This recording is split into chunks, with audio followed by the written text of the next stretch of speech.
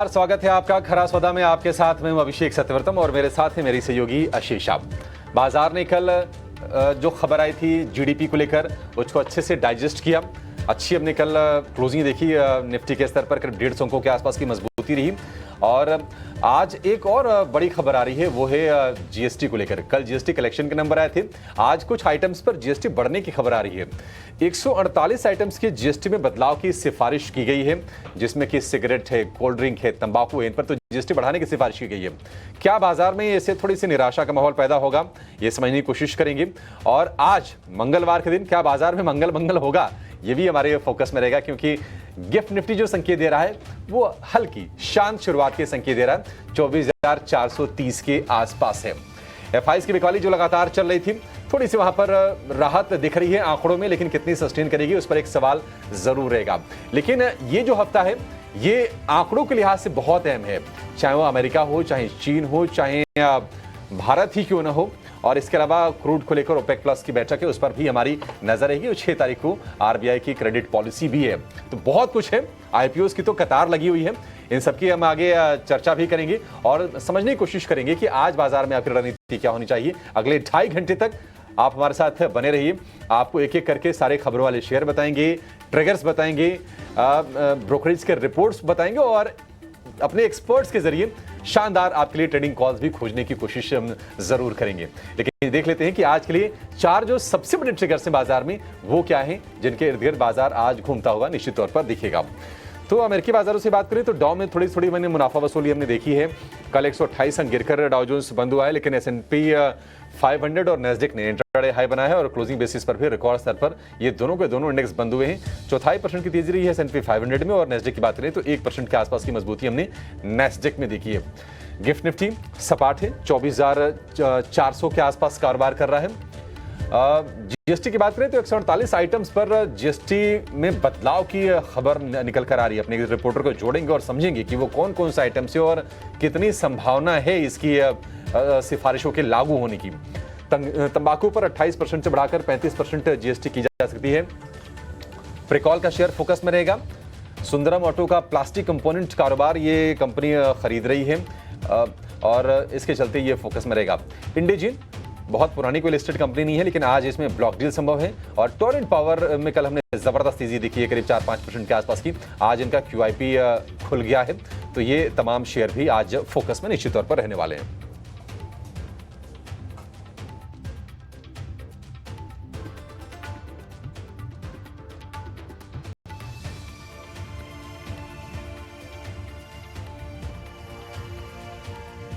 बिल्कुल, तो ये 4 सबसे बड़े ट्रिगर्स जिसके ऊपर बाजार की चाल आज निर्भर रहेगी। लेकिन इसके अलावा ग्लोबल बाजारों से क्या संकेत निकल कर आ रहे हैं उस पर भी नजर डालेंगे।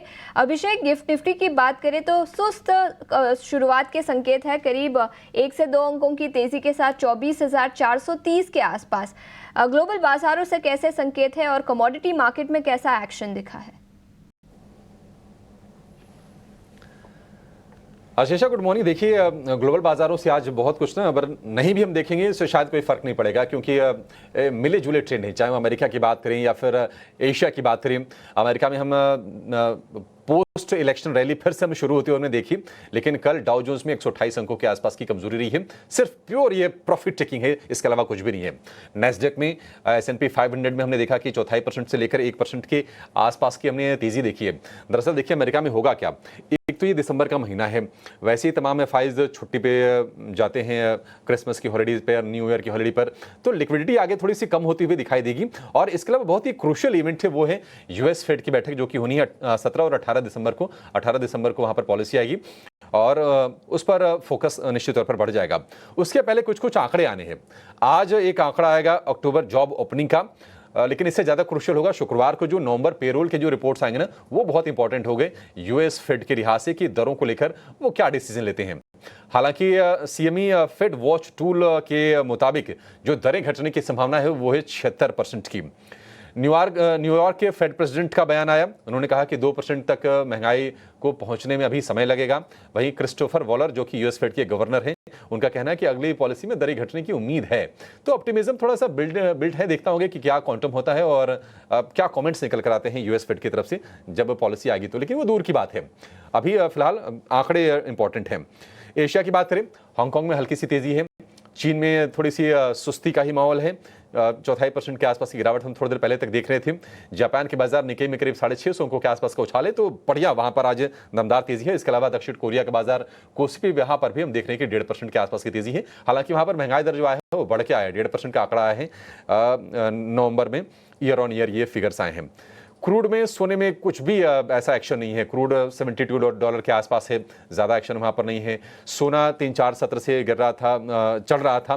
कल उस पर ब्रेक लगाया क्योंकि डॉलर मजबूत हुआ है और भाव जो है वो है $2660 के आसपास।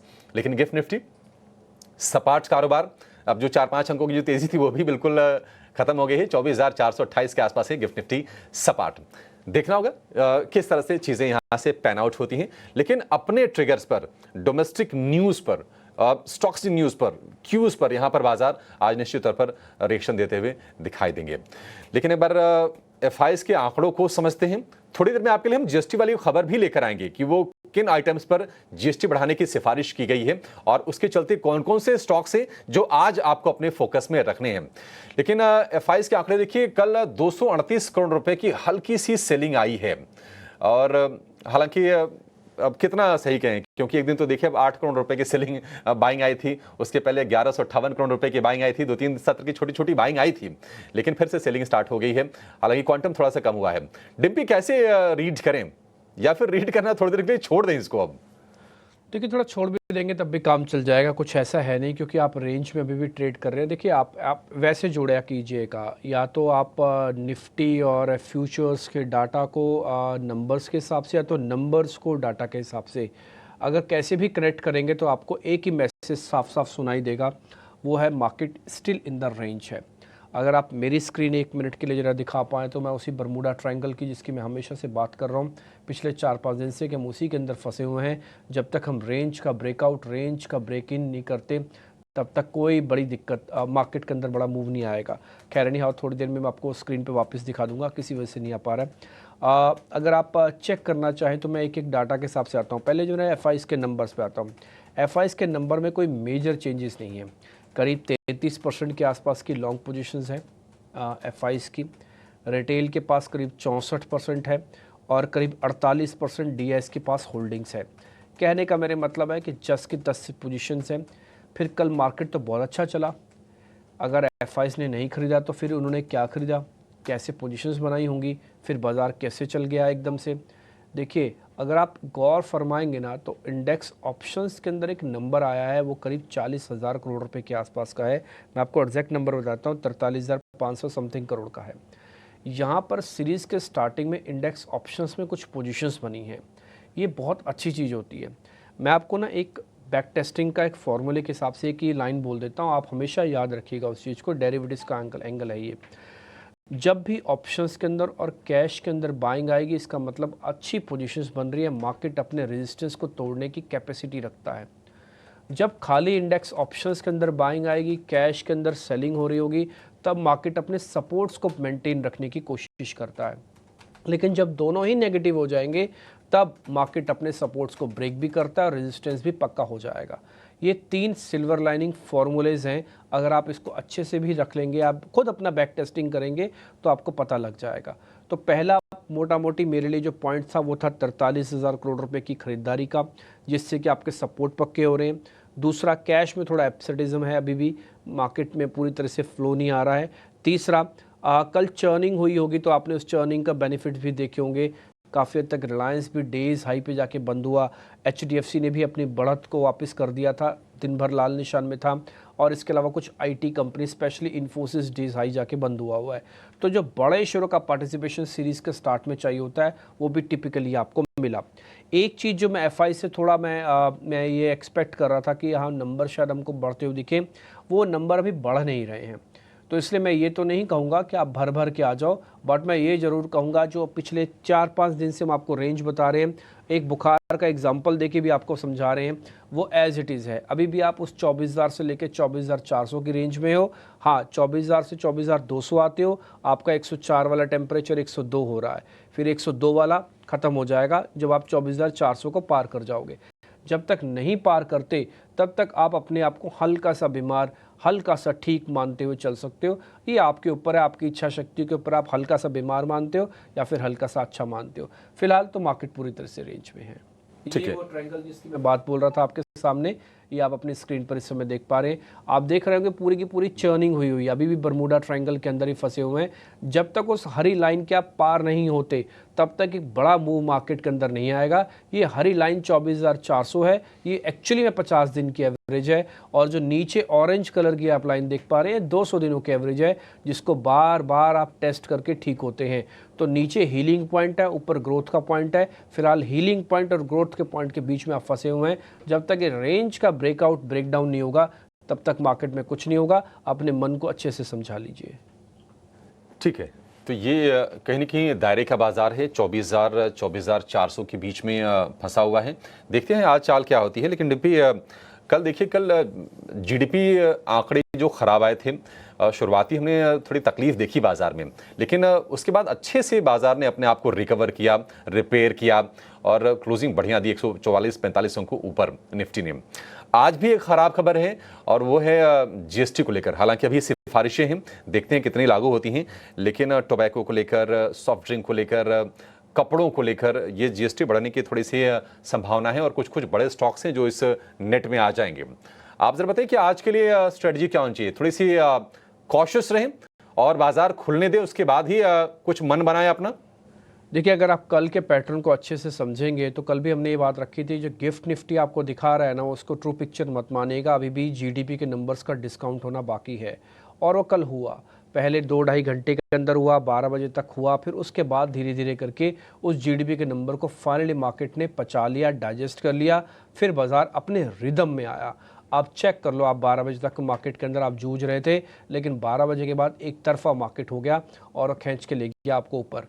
सेम आज जीएसटी वाली जो आप खबर बता रहे हैं, हालांकि ये एक प्रोसेस भर है जिसकी आज शुरुआत हो रही है। अभी कितना सच है, कितना ठीक है, क्या सरकार इतनी हिम्मत ऐसे रखती है कि जीएसटी के चेंजेस कर दे और वो सीधा 35% की नई ब्रैकेट बना दे?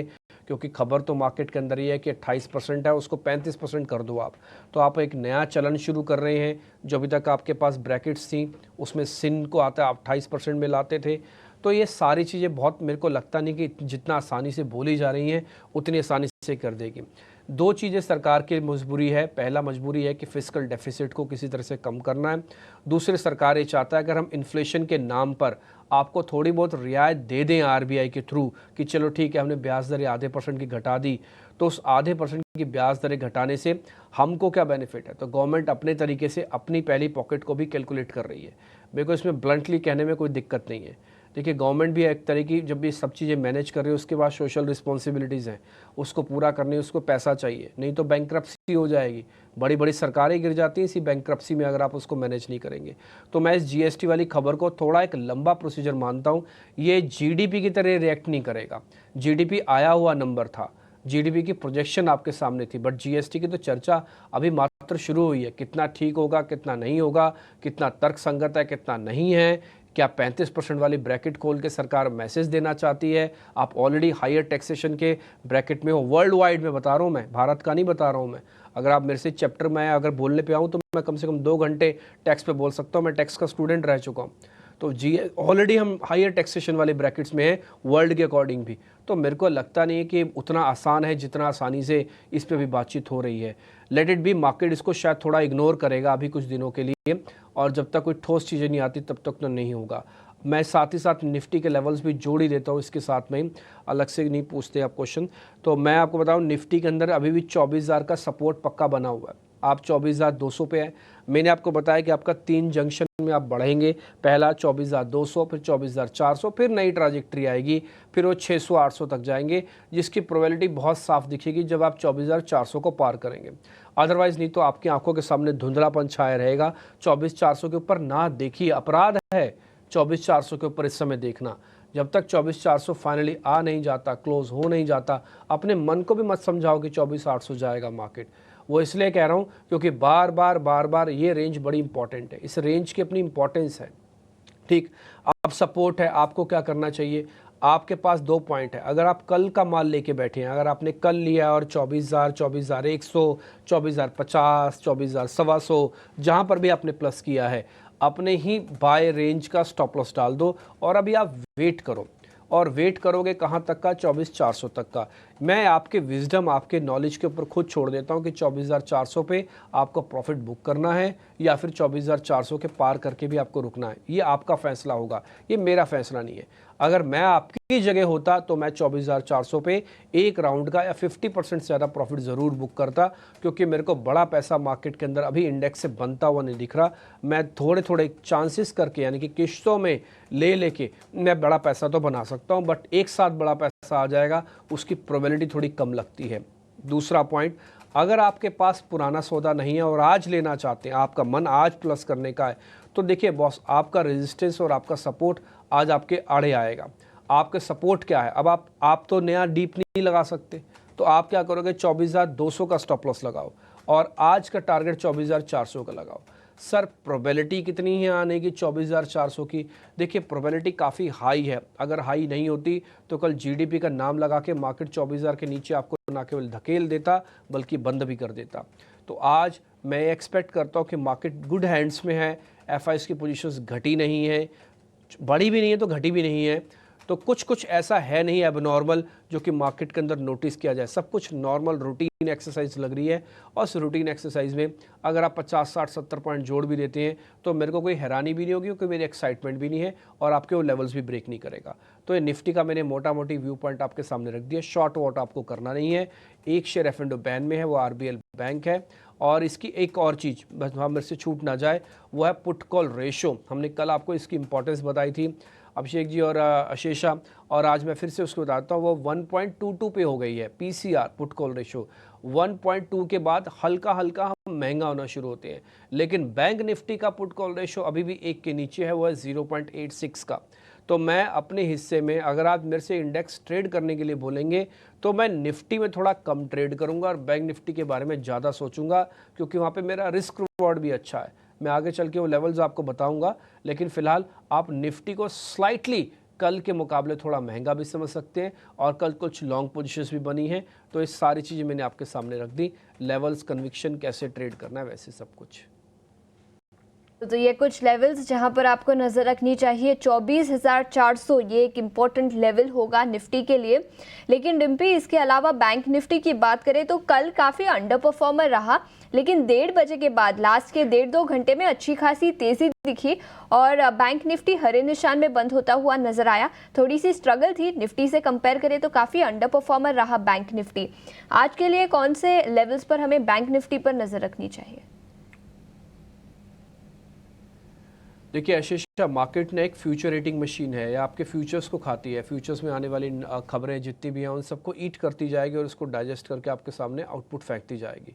तो कुछ वैसे ही हुआ। फर्स्ट हाफ पूरी तरह से जीडीपी के नंबर्स के नाम का था, लेकिन सेकंड हाफ में आरबीआई को लेकर वापस से सुगबुगाहट मार्केट के अंदर काफ़ी तेज़ है। मैं आपको बताऊं, अगर आप बहुत सारे ग्रुप से नहीं जुड़े हुए या फिर आप जुड़ना चाहते हैं तो सारे ग्रुप में यही चर्चा चल रही है कि शायद हो सकता है ब्याज दरें कुछ हद तक इसको लेकर अच्छी कमेंट्री मार्केट्स के हिसाब से आ जाए। ऐसा लग रहा है, क्योंकि उन्होंने विंडफॉल टैक्स भी हटाया है ना, और अभी ये सेकंड जो गेन देना चाहते हैं इस महाराष्ट्र की जीत के बाद, वो शायद हो सकता है कुछ ब्याज दरों में राहत दे दें, क्योंकि स्लो डाउन बहुत ज़ोर का था इस बार और ये जीडीपी के नंबर्स में भी आया, क्वार्टरली नंबर्स में भी आया। एंड ट्रस्ट में, अगर आप स्लो डाउन को रोकना चाह रहे हैं तो आप कम से कम ये टूल का इस्तेमाल अभी कर सकते हैं। मैं खुद एक इकोनॉमिस्ट भी रह चुका हूँ, तो आप इसका इस्तेमाल कर सकते हैं। दूसरा पॉइंट, आरबीआई का जब तक फैसला नहीं आता तब तक bank Nifty cautious to positive stance में ट्रेड करेगा। कॉशियस भी होगा बट पॉजिटिव भी होगा।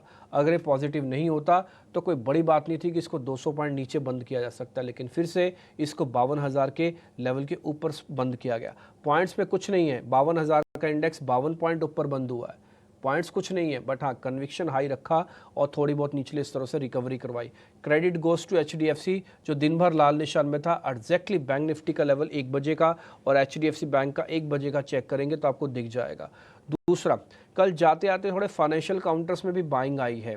अगर आप कुछ और फाइनेंशियल काउंटर चेक करेंगे, हालांकि बैंक निफ्टी का पार्ट नहीं है, बट उनसे बाइंग होने से एक माहौल बनता है फाइनेंशियल कंपनीज के अंदर का, तो वो भी एक अच्छा साइन था।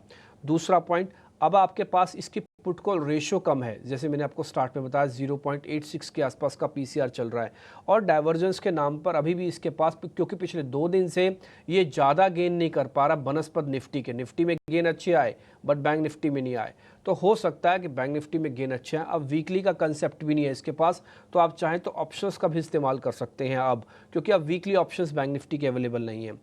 आप एक पॉइंट रखेंगे, इसका रिस्क रिवॉर्ड भी अच्छा है। देखो 52,100 पे जाके बंद हुआ है, 51,800 का एक सपोर्ट है, काफ़ी अच्छा सपोर्ट है। कल भी ऑलमोस्ट वहीं से घूमा है 100 पॉइंट नीचे का ब्लिप करके, तो आप 51,800 का स्टॉप रखेंगे तो आपके पास 200-250 पॉइंट का एक स्टॉप बनेगा, और ऊपर जाते समय 2 फेजेस में आप ऊपर जा सकते हैं। पहला 52,500 और 52,800। 52,500 लगने की प्रोबेबिलिटी थोड़ी हाई है, 52,800 के भी कम है, लेकिन वो RBI के गवर्नर के साथ ही वो आ जाएगी अगर वो करना चाहते हैं। अगर वो नहीं करना चाहते ना, तो फिर आप भी मत लेना माल, तब आप भी पोजीशन 52,800 के लिए वेट मत करना। तो इसलिए 52,500 तक बिना RBI के पहुंचोगे, 52,800 RBI की हेल्प से पहुंचोगे, और शायद उसके बाद भी RBI की हेल्प से पहुंचोगे। आपके डाटा में इतना दम नहीं है कि आप 52,800 को सामने सामने इन नेकेड आई से आप पार कर जाओ, ऐसा बैंक निफ्टी के पास दम नहीं है। तो इसलिए थोड़ा कैलकुलेटेड होके, थोड़ा शांति से, अपने ऊपर मार्केट को हावी ना होते हुए बाजार के ऊपर आप ही हावी रहें, ऐसा कुछ करके छोटे मोटे लॉट के साथ ट्रेड कर सकते हैं। आज ही करना चाहे आज भी कर सकते हैं। मैंने लेवल्स आपको बता दी, 51,800 का स्टॉप है, 52,500 तक का टारगेट है, बट अपने वित्तीय सलाहकारों से पूछ लीजिएगा क्या उसमें करना है। शॉर्ट वॉट करना नहीं है। ऑलरेडी मैंने बताया एक बैंक F&O बैन में है, वो उसका नाम है RBL बैंक। FIX की पोजीशंस में कोई मेजर चेंजेस नहीं है, सब कुछ मैंने आपके सामने रख दिया लेवल्स। अब 2 मेहमान भी मेरे को स्क्रीन पर दिख रहे हैं, किरण जानी हैं और वैशाली पारिक हैं। वैशाली मैम बहुत शुक्रिया, थैंक यू वेरी मच समय देने के लिए। किरण सर आपका भी शुक्रिया, थैंक यू वेरी मच, आज फिर से आपने हमारे लिए टाइम निकाला। वैशाली मैम आपसे ही शुरू कर रहे हैं, जरा निफ्टी और बैंक निफ्टी पर आपका टेक, जो हमने पॉइंट्स रखे, अगर उसमें कहीं भी कोई त्रुटि है, कोई गलती हुई है तो उसको जरा ठीक कीजिएगा, और थोड़ा वैल्यू एडिशन भी कीजिए। वेरी गुड मॉर्निंग दीप्ति जी। सो एक्चुअली मैं तो बहुत ही छोटे स्टेप्स ले रही हूँ फिलहाल, बिकॉज निफ्टी में आप देखेंगे तो इतनी ज्यादा रेंज दिख ही नहीं रही है। सो कल का जैसे हमने क्लोजिंग देखा, सो 24,270, 24,280 एक महत्वपूर्ण रेजिस्टेंस था जो कल हमने देखा, और एक अटेम्प्ट हुआ था। तो मेरा नेक्स्ट ट्रेडिंग स्ट्रेटेजी रहेगा 24,550 के लिए। सो आज के ये जो कल के हाई को अगर ये क्रॉस करता है तो बाय है 24,550 के नेक्स्ट टारगेट के लिए। और बैंक निफ्टी में भी देखेंगे तो कल पूरा दिन इट वाज क्वाइट अ लैगर्ड, और फिर लैटर पार्ट में थोड़ा पिकअप आया।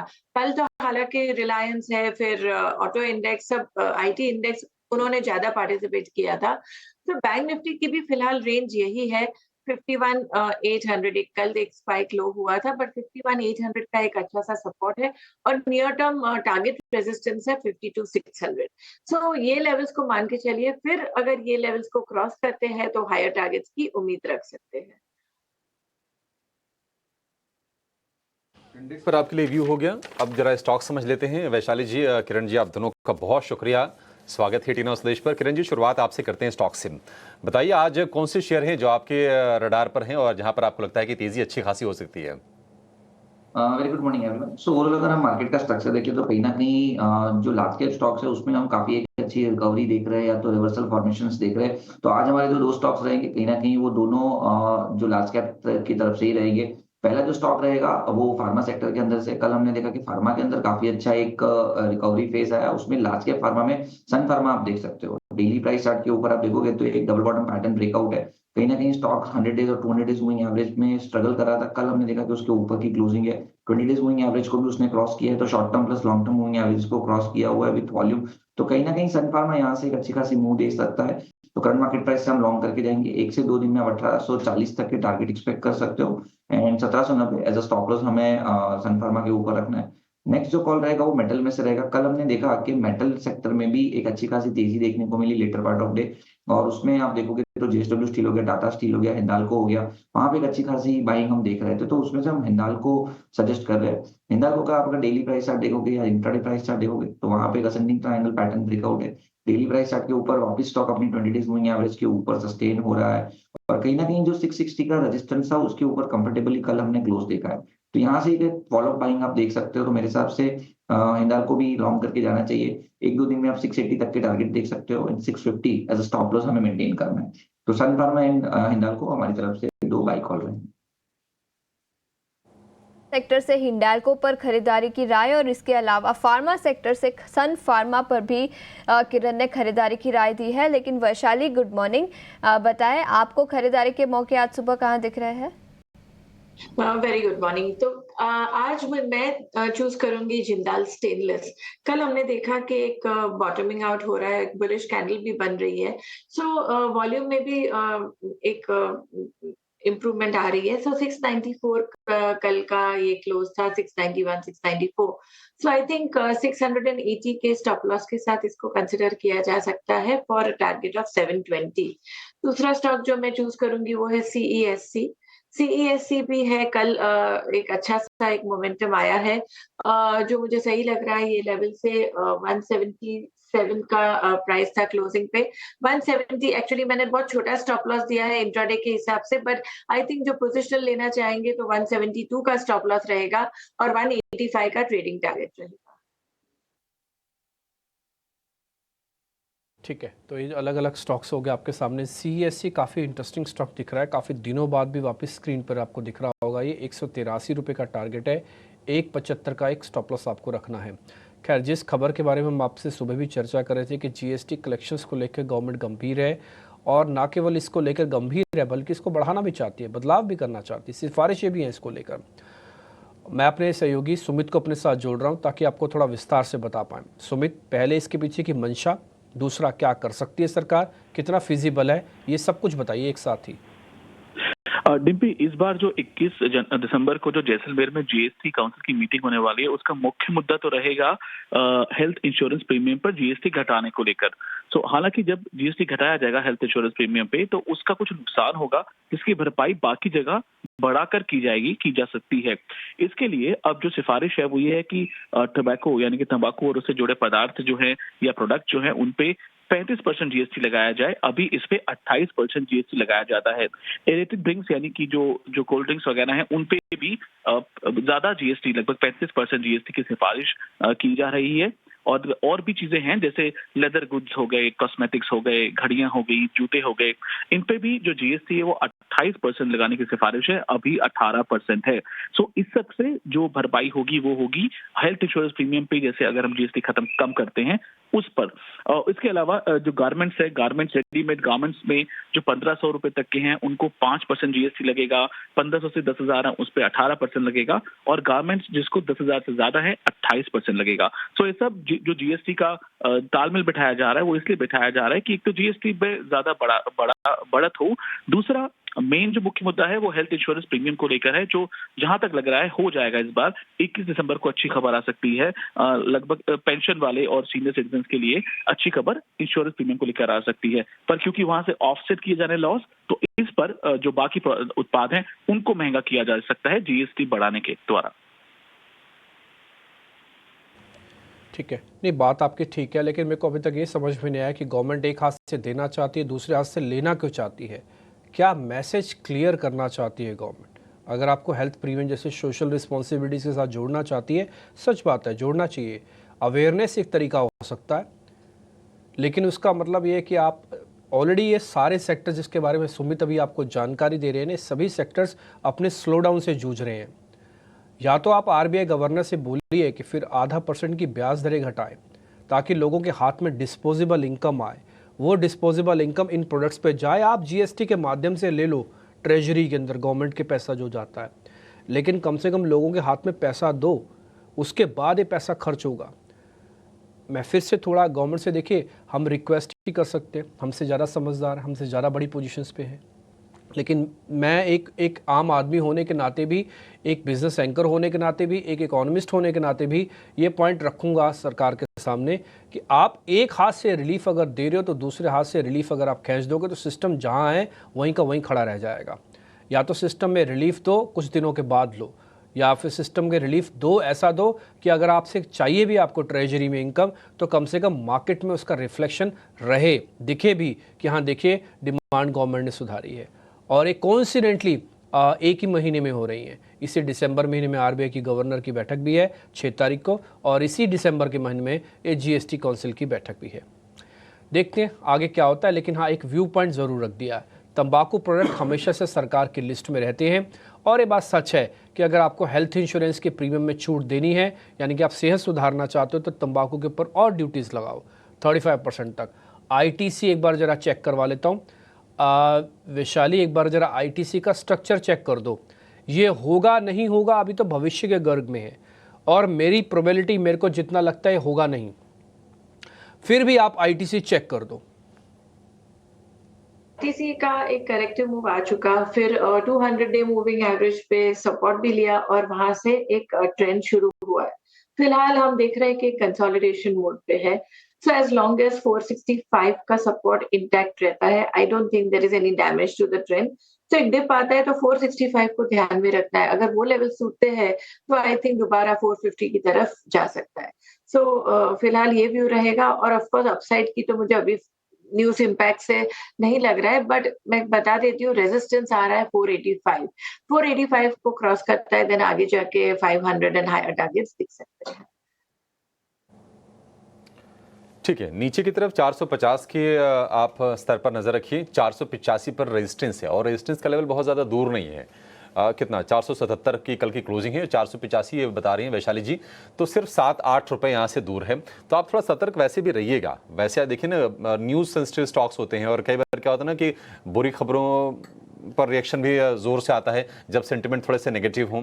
तो देखना होगा कि आईटीसी में क्या होता है। लेकिन किरण, आज ना एक और शेयर जीएसटी वाली खबर के चलते ही, क्योंकि एरेटेड ड्रिंक्स यानी कि सॉफ्ट ड्रिंक्स पर जीएसटी बढ़ाने को लेकर उसमें कुछ बदलाव करने की तैयारी है। बढ़ेगा ही, बदलाव होगा। तो वरुण बेवरेजेस को लेकर बताइए, क्या लेवल्स आप देख रहे हैं और सपोर्ट्स इसके कहां पर हैं अगर कमजोर खुलता है तो?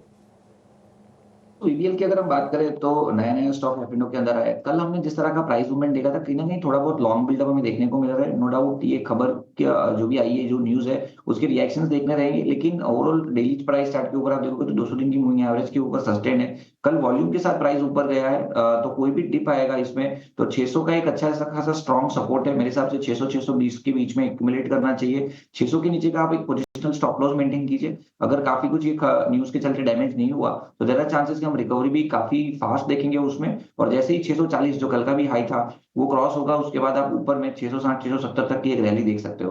तो डेफिनेटली ओवरऑल स्ट्रक्चर काफी स्ट्रॉन्ग है। कोई भी डिप आता है 600 के स्टॉप लॉस के साथ लॉन्ग करने की सलाह रहेगी।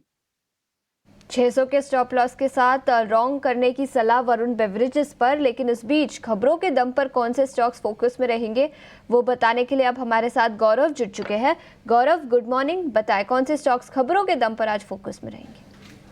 जी हाँ, तो आज सबसे पहले शुरुआत करते हैं एजिया इंफ्रा के साथ, क्योंकि बोर्ड ने यहाँ पे कहीं पे मंजूरी दी है शेयर स्प्लिट के लिए। अब जो एक शेयर है वो स्प्लिट होने वाला है 2 शेयर्स में, और इसके चलते हमें फेस वैल्यू में भी एक स्प्लिट देखने को मिलेगा। अगर हम कंपनी की बात करें तो रियल एस्टेट सेगमेंट में है। पिछले क्वार्टर में ही हमने देखा था कि अच्छा खासा 20% का ग्रोथ जो है नेट प्रॉफिट में हमें देखने को मिला था। तो एक अच्छी खबर जो है शेयर होल्डर्स के लिए यहाँ पे एजिया इंफ्रा की तरफ से हमें देखने को मिल रही है। इसके अलावा बात करते हैं नज़ारा टेक की। कंपनी लगभग 200 करोड़ जो है आगे जाके इन्वेस्ट करने वाला है। इसमें 2 नए इन्वेस्टमेंट्स होंगे। फंकी मंकी, जहाँ पे कंपनी 43.7 करोड़ से इन्वेस्ट करेगा 60% स्टेक के लिए, और दूसरा आएगा LearnTube.ai, जहाँ पे कंपनी जो है वो लगभग 4 करोड़ इन्वेस्ट करने वाला है 5% स्टेक के लिए। और इसके अलावा जो पहले के सब्सिडरीज है उनके नॉर्डविक, एब्सोल्यूट स्पोर्ट्स, यहाँ पे कंपनी जो है वो बचे हुए पैसे इन्वेस्ट करने वाला है।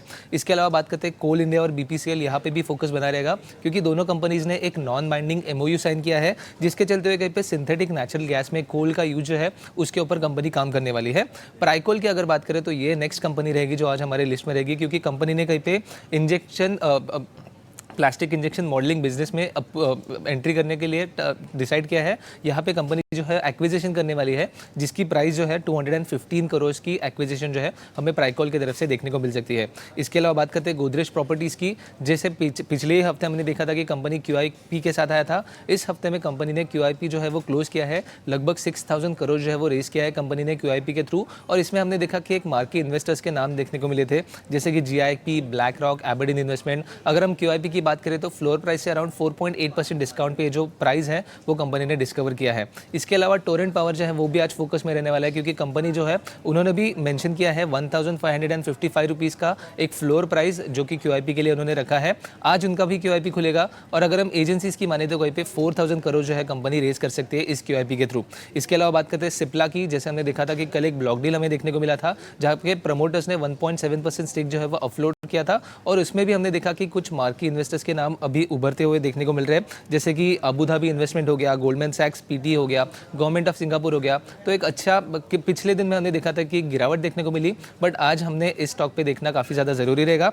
इसके अलावा बात करते हैं गुजरात फ्लोरोकेमिकल्स की भी, क्योंकि कंपनी के एनालिस्ट मीट के दौरान कंपनी ने काफ़ी अच्छा प्लान जो है अगले 3 सालों के लिए कहा है। उन्होंने कहा है कि EBITDA जो है वो 4 फोल्ड से बढ़ सकता है FY28 तक, और इसी के साथ कंपनी ने कहा है कि केपेक्स का भी 6000 करोड़ का प्लान है कंपनी का आगे जाके। इसके अलावा लास्ट में बात करते हैं मॉइल की, क्योंकि यहाँ पे अगर हम बात करें मंथली अपडेट की तो एक अच्छे नंबर जो है मॉइल की तरफ से देखने को मिला है। कंपनी ने कहा है कि अगर सेल्स को देखें तो एक सबसे बेस्ट जो मंथ है वो नवंबर मंथ वो उन्होंने रजिस्टर किया है, क्योंकि सेल्स में कहीं पे 30% का ग्रोथ उनको देखने को मिला है FY25 के साथ अगर कंपेयर करें तो। इसी के साथ साथ अगर हम प्रोडक्शन की भी बात करें तो 8.5% की ग्रोथ देखने को मिली। तो इन सब खबरों के दम पे ये सब स्टॉक्स जो है आज के दिन में हमारे लिस्ट पे जरूर बने रहेंगे। स्टॉक्स जो खबरों के दम पर फोकस में रहेंगे। गौरव, शुक्रिया पूरी डिटेल्स के साथ हमारे साथ जुड़ने के लिए। गुजरात फ्लोरोकेमिकल स्टॉक पर नजर डालेंगे। मैनेजमेंट की कमेंट्री काफ़ी पॉजिटिव निकल कर आई है। उनका मानना है कि FY28 तक कंपनी का EBITDA 4 गुना हो सकता है, तो काफ़ी पॉजिटिव मैनेजमेंट कमेंट्री। 6000 करोड़ का कैपेक्स कंपनी ने अनाउंस किया है अगले 2 साल के लिए, जो इक्विटी और इंटरनल अक्रूवल्स के द्वारा फाइनेंस किया जाएगा। तो गुजरात फ्लोरोकेमिकल्स पॉजिटिव खबर, लेकिन वैशाली टेक्निकल्स पर देखें तो इस स्टॉक के चार्ट्स कैसे नजर आ रहे हैं? तो ओवरऑल आई थिंक ये चार्ट काफी ट्रेंडिंग में है। एक रेगुलर जो अभी मार्केट में करेक्टिव मूव आया था तो एक करेक्शन शुरू हुआ था और फिलहाल again it's back on recovery. So कल की भी हम जो कैंडल देख रहे हैं एक अपवर्ड मूव शुरू हुआ है दोबारा। सो आई थिंक अभी नाउ 3850 का स्टॉप लॉस रख के इसको कंसिडर किया जा सकता है। फर्स्ट टारगेट रेजिस्टेंस रहेगा 4200, 43। एक बार ये 43500 को क्रॉस करता है तो एक बड़ा सा वो हर्डल है, वो क्रॉस करके सस्टेन करता है तो आई थिंक ये स्टॉक में और भी तेजी दिख सकती है टुवर्ड्स 4800। सो 3850 के साथ ये व्यू बुलिश रहता है। प्लस के साथ नजरिया पॉजिटिव। 4800 तक के लेवल्स गुजरात फ्लोरोकेमिकल्स पर दिखाई दे सकते हैं। माइनिंग सेक्टर से कई सारे मेहमानों ने खरीदारी की राय दी थी और उसी सेक्टर से एक स्टॉक पर नजर डालेंगे। मेटल्स एंड माइनिंग से मॉइल प्रोडक्शन अपडेट आया है नवंबर के महीने का, जो काफ़ी अच्छा है और रिकॉर्ड मंथली प्रोडक्शन कंपनी ने रिपोर्ट किया है। करीब 30% का उछाल सालाना आधार पर प्रोडक्शन में दिखा है। किरण, मॉइल इस स्टॉक पर क्या व्यू होगा? 325 के आसपास स्टॉक कारोबार कर रहा है। सो ओवरऑल मॉइल की अगर हम बात करें तो डेली प्राइस चार्ट के ऊपर आप देखोगे तो एक फॉलिंग चैनल के अंदर ट्रेड कर रहा था। हमने देखा कि 650-660 से स्टेडीली एक फॉलिंग चैनल के अंदर ट्रेड कर रहा है, सभी इंपॉर्टेंट मूविंग एवरेज के नीचे था। अब कहीं ना कहीं हम देख रहे हैं कि ऑलमोस्ट 40-45% करेक्शंस के बाद डेली प्राइस चार्ट के ऊपर एक रिवर्सल कैंडलस्टिक पैटर्न हैमर बना हुआ है। उसके बाद 5 दिन से continue heart of higher button pattern में वापस रिज्यूम हुआ है और 20 मूविंग एवरेज के ऊपर भी है। साथ ही साथ आप देखोगे तो ये फॉलिंग चैनल ब्रेकआउट भी हम इसको कंसिडर कर सकते हैं। तो कहीं ना कहीं रिवर्सल फॉर्मेशन है, फॉलो बाइंग भी हम देख रहे हैं विथ वॉल्यूम। तो एक बार के लिए रिस्क रिवॉर्ड रेशियो के हिसाब से लो रिस्क ट्रेड बन रहा है, लॉन्ग करके जाना चाहिए।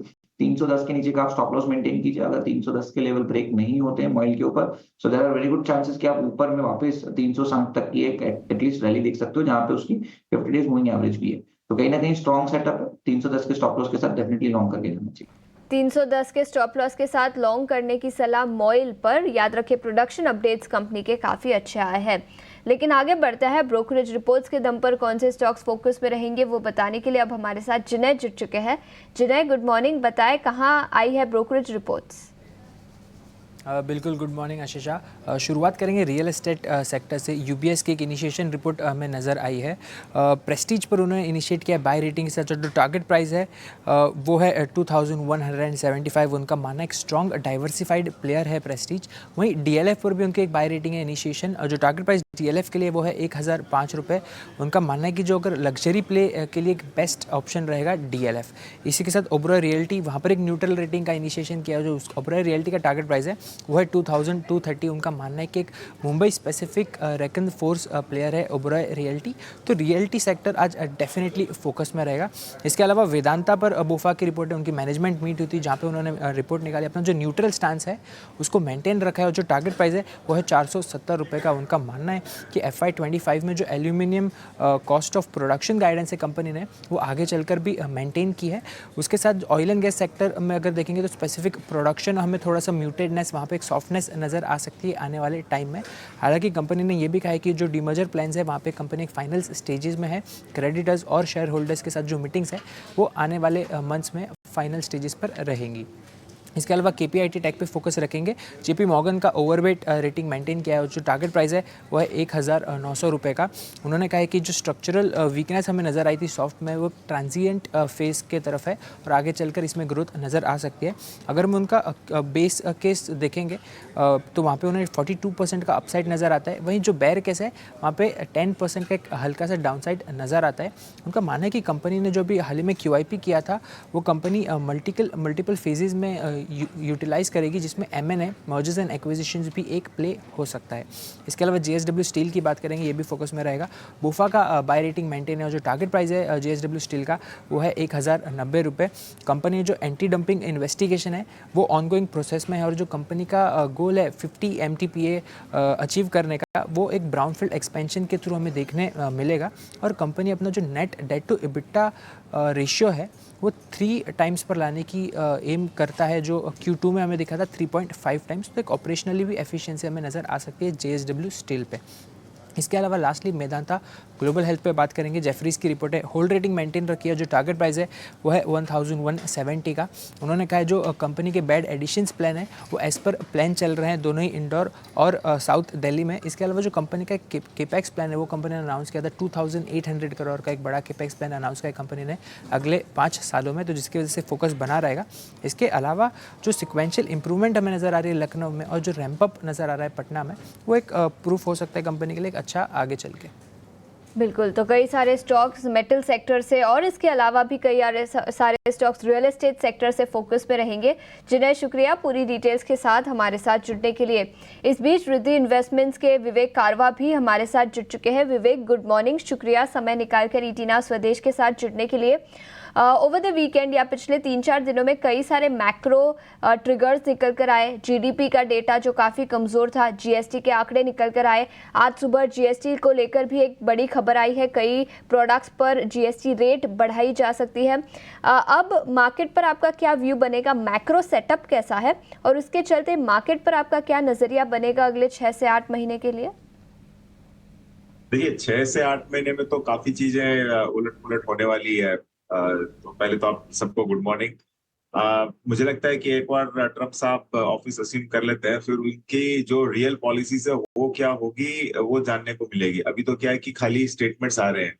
अब डॉलर इनफैक्ट स्ट्रेंथन हो गया, क्योंकि उन्होंने कहा कि ब्रिक्स कंट्रीज को डॉलर पे फोकस करना होगा।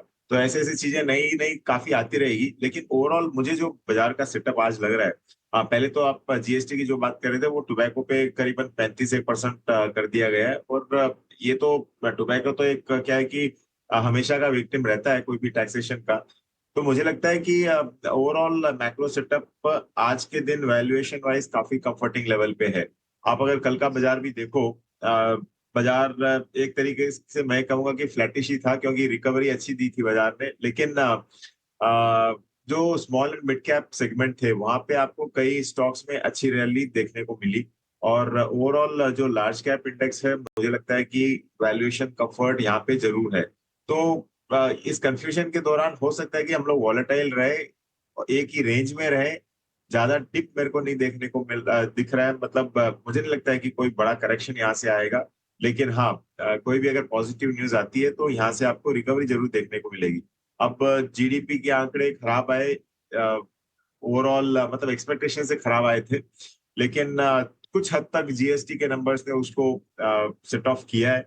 और मुझे लगता है कि ये सारा का सारा चीजें अब मार्केट में फैक्टर्ड इन है। अब इन चीजों को देख के कोई मतलब नहीं। अब नेक्स्ट आरबीआई की जो पॉलिसी डिसीजन आएगा वहां पे हमको फोकस रखना होगा, क्योंकि जीडीपी के नंबर्स थोड़े से खराब आए। इसके लिए अब आरबीआई रेट कट करे नहीं करे, यहाँ पे अब बाजार का फोकस काफी स्ट्रांगली रहने वाला है। बिल्कुल, तो वैल्यूएशन के नज़रिए से नज़रिया काफ़ी पॉजिटिव है मार्केट पर, लेकिन एसजीएक्स निफ्टी को इस समय आप ना भी देखें तो भी काम चल जाएगा, देख भी लेंगे तब भी कोई फ़र्क नहीं पड़ने वाला, क्योंकि 5 से 6 पॉइंट का ही आपको उतार चढ़ाव दिखा रहा है। और मेरे को लगता नहीं है कि जीएसटी वाली खबर का कोई मार्केट इम्पैक्ट फौरी तौर पर अभी कैलकुलेट होगा। अभी तो चर्चाएँ का दौर होगा और मैं सरकार की पुराने वाले फैसलों को भी समझता हूँ। मेरे को ऐसा इसमें कुछ खास दिख नहीं रहा अभी भी, लेकिन ठीक है, जो है सो है। अभी तो मार्केट का पार्ट है, वो चर्चा तो चल ही रही है, लेकिन देखते हैं क्या होता है। लेकिन कल की तेज़ी को, यानी कि कल की जो क्लोजिंग हुई है, उसको आप नज़रअंदाज नहीं कर सकते। कल मार्केट ने बहुत ही अच्छे से ना केवल जीडीपी को डाइजेस्ट कर दिया, बल्कि ये उम्मीद भी जगाई है कि ब्याज दरों में कुछ कटौती हो सकती है। इसकी प्रोबेबिलिटी, इसके चांसेस कितने हैं और इसका इमीडिएट इम्पैक्ट कहाँ पर आएगा, ये एक बार पहले समझ लेते हैं विवेक कारवा से। विवेक सर नमस्ते। इस क्वेश्चन का जवाब आप बाद में दीजिएगा, मैं अलग से पूछता हूँ। पहले आप बताइए, आप पॉलिटिकल यात्राओं में जाते हैं क्या? मैंने कल आपकी एक तस्वीर देखी, आप सिंघम ऑफ तमिलनाडु के कहे जाने वाले एक आईएएस ऑफिसर जिन्होंने भी बीजेपी रिसेंटली ज्वाइन की है, उनके साथ थे। ये ठीक है ना सर? नहीं, मैं पॉलिटिशियन नहीं हूँ डिम्पी जी, लेकिन हाँ, वोट तो हम सभी करते हैं, तो इसके लिए हाँ। कोई कारण से मिलने गया था मैं। हाँ। और इसके लिए वो फोटो डाल दी बस। और अच्छा। ऐसे भी मुझे बीजेपी का लोग बोलते हैं। अच्छा बीजेपी का ही अच्छा, आदमी कोई बात बोलते नहीं, हैं वो मुझे। तो कोई बात नहीं। वो आप एक छोटा सा काम बीजेपी एंटी बीजेपी कर देंगे तो आपको लोग एंटी बीजेपी बोलने लग जाएंगे, वो सब छोड़ दीजिए। अच्छा, मेरे को सर ये बताइए, ये जो अभी मैं क्वेश्चन आपके सामने रख रहा था कि मान लो आरबीआई का गवर्नर या आरबीआई ऐसा सोचे, ऐसा बोले, ऐसा कह भी दे, जिसकी प्रोबेबिलिटी 10% भी नहीं है, हाँ, कि मैं आधे % की या 1/4% की ब्याज दरें घटा रहे हैं और इमीडिएट इफेक्ट से घटा रहे हैं, जिसकी प्रोबेबिलिटी आपको एक तो कितनी लगती है आपके हिसाब से? 6 तारीख की बैठक है। दूसरा, अगर घट भी गया मान लो, तो इमीडिएट इम्पैक्ट किस पे आएगा? इमीडिएट इम्पैक्ट किस पे आएगा? तो पहले तो डिम्पी जी, मुझे नहीं लगता है कि रेट कट होगा। इसके 1-2 कारण बताता हूँ। देखिए, रेट कट, आरबीआई के पास क्या हथियार है, जो ब्रह्मास्त्र बोलते हैं ना, अगर इकोनॉमी में कोई भी ट्रबल हो या फिर इकोनॉमी स्लोडाउन में हो, तो आरबीआई के पास एक ही ब्रह्मास्त्र होता है, वो है रेट कट। और मुझे नहीं लगता है कि आरबीआई इतना इजीली इस ब्रह्मास्त्र को चलाने वाला है। इसके 1-2 कारण है। मेनली देखिए, यूएस इकोनॉमी और यूएस में क्या हो रहा है अभी। आज के दिन जो आप इंटरेस्ट रेट डिफरेंशियल देखते हो, यूएस और इंडिया में काफी बड़ा है अभी भी, तो इसके लिए मतलब काफी छोटा है इनफैक्ट। तो इसके लिए आरबीआई वेट करेगा कि यूएस फेड और रेट कट करे, ताकि वो डिफरेंस बड़ा हो और उसके बाद हम लोग नेक्स्ट स्टेप ले। पहली चीज। दूसरी चीज, काफी हद तक अभी ये डोनाल्ड ट्रंप ने 1-2 बातें कही थी, इसके लिए थोड़ा सा डॉलर स्ट्रेंथन हुआ था, लेकिन काफी हद तक आप अगर कंपेयर करो अकॉर्डिंग टू वर्ल्ड करेंसीज, तो इंडिया का जो रुपी है काफी स्टेबल है और ऑलमोस्ट सबसे मतलब स्ट्रॉन्गेस्ट में टॉप 3-4 में ही वो रुपया आ रहा है। तो इसका कारण ये भी है कि आरबीआई इसके मतलब यहाँ पे भी आरबीआई को चिंता नहीं है। तीसरी चीज, ठीक है, 1 क्वार्टर का जीडीपी नंबर खराब आया, लेकिन ओवरऑल जीडीपी कंट्रोल में है और आरबीआई को मालूम है कि जीडीपी वर्स्ट नहीं है दुनिया में। आज भी हम लोग नंबर 1 फास्टेस्ट ग्रोइंग इकोनॉमीज में है, तो आरबीआई कट क्यों करे। और चौथी चीज ये है कि जो इन्फ्लेशन होता है, आरबीआई को दिखे कि इन्फ्लेशन काफी आउट ऑफ हैंड्स जा रहा है, तो आरबीआई इंटरेस्ट रेट बढ़ाता है या घटाता है, वो भी कंट्रोल में है। तो जब सारी चीजें कंट्रोल में हो, तो आरबीआई अपना ब्रह्मास्त्र क्यों चलाए, ये मेरा मानना है। तो इसके लिए मुझे लगता है कि आरबीआई रेट कट नहीं करेगा। और बाकी ऑफ कोर्स मेरे पास जितना डेटा है उससे ज्यादा आरबीआई के पास रहेगा, तो वो लोग अगर सोचते हैं कि कट करना है तो और कोई कारण होगा। लेकिन ये जो कारण मैंने बोला है, उन कारण को देख के मुझे नहीं लगता है कि रेट कट होगा। ठीक है, डन। आपका पॉइंट टेकन है सर और सब समझ में भी आ रहा है। दूसरा, सीमेंट कंपनीज में कल काफ़ी अच्छी क्लोजिंग हुई है, चाहे वो ग्रासिम की चेक करो, चाहे जेके सीमेंट की चेक करो, अल्ट्रा, एसीसी वगैरह से देख सकते हो आप। जेके सीमेंट आज चल सकता है क्या? वैशाली, एक बार जरा चेक करेंगे आप प्लीज़। कल हमने देखा that overall full cement sector बहुत ही अच्छे से चला है, but I think this is still the beginning. JK cement I think आज कल की जो कैंडल बनी है बहुत ही बड़ी एक मूव आई है। सो आई थिंक थोड़ा साइडवेज हो सकता है, बट एक बार ये क्रॉस करे यस्टरडेज हाई 4510, तो फिर एक दूसरा हायर टारगेट मिल सकता है 4650 के लिए। ठीक है विशाली, एक काम आप और कर दीजिए, हुडको का चार्ट देखिए, डेरिवेटिव्स के अंदर ऐड हुआ है, नया नया आया है, तो आज इसके अंदर लॉन्ग पोजीशंस कल बहुत बढ़िया बनी है। टेक्निकली भी आप देखेंगे ना तो इसके अंदर एक आपको ब्रेकआउट जैसा भी दिखता, लेकिन कल दोपहर होते होते फिर ये सारी बढ़त गुम भी हो गई इसकी। तो ये डेरिवेटिव्स में नया नया आया, शायद थोड़ी उछल कूद होगी, अभी कुछ दिनों में स्टेबल हो जाएगा। क्या प्रोबेबिलिटी ये कहती है कि इसको इसी रेंज में थोड़ा प्लस करके छोड़ दिया जाए? देखिए चार्टिकली एक अच्छा सा एक रेंज बन चुका है, करेक्टिव मूव आ चुका है, डबल बॉटम भी बन रहा है और फिलहाल एक रेजिस्टेंस पे है 238 240 लेवल्स के ऊपर। एक बार ये लेवल के ऊपर सस्टेन करे 242 243 के ऊपर, तो आई थिंक नेक्स्ट टारगेट देख सकता है 270। सो रिस्क रिवॉर्ड रेशियो भी सही है, फेवरेबल है, जरूर इकट्ठा कर सकते हैं। ठीक है डन। एक शेयर मैं और पता कर लेता हूँ जो कि उसका भी मेरे को लग रहा है कि सपोर्ट हो चुका है तैयार, अब शायद वो भी पुल बैक दिखा दे। उसका नाम है इंडिया मार्ट। एक बार ज़रा आप चेक करेंगे किरण सर, टेक्निकली इंडिया मार्ट का शेयर लो रिस्क सेटअप है इसका, यानी कि कम जोखिम है, रिवॉर्ड ज़्यादा है।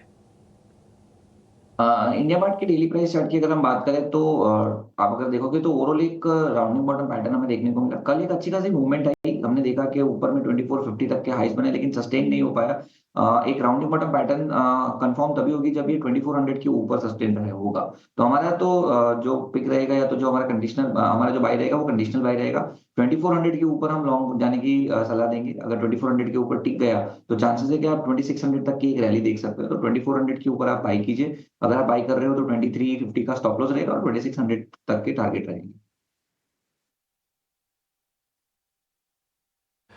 कल काफ़ी दिनों बाद, मैं बोलूँगा काफ़ी दिनों बाद नहीं, काफ़ी सालों बाद फिर से, ये साल भी मैं आपको बता ही देता हूँ, चलिए लगे हाथ मैं बोल देता हूँ आपके लिए, ये अप्रैल 2022 के बाद पिरामिल एंटरप्राइजेस वापस से 1200 रुपये के ऊपर आके कल क्लोज हुआ है। एक बार दिखाना पिरामिल एंटरप्राइजेस। विशाल, ये काफ़ी शुभ संकेत है और इस सीरीज़ के शुरुआत में भी लग रहा था कि पिरामिल बढ़िया चल सकता है। अब शुरुआत हुई है, अच्छे नोट पे चल रहा है, 1200 का लेवल भी आ गया, ब्रेकआउट तो कन्फर्मेशन ऑलरेडी दे ही दिया इसने। अब आप मेरे को ये बताओ इसकी ताकत कितनी है चलने की और ये कितना ऊपर तक जा सकता है? आपने बिल्कुल सही कहा। इनफैक्ट दिस स्टॉक हम वीकली चार्ट से भी अगर देखें तो एक अच्छा सा एक ब्रेकआउट आ चुका है और कल जैसे कि देखा एक छोटा सा कंसोलिडेशन, अपवर्ड ट्रेंड तो शुरू हो चुका है, कंसोलिडेशन हुआ और कल दोबारा स्ट्रेंथ दिखी।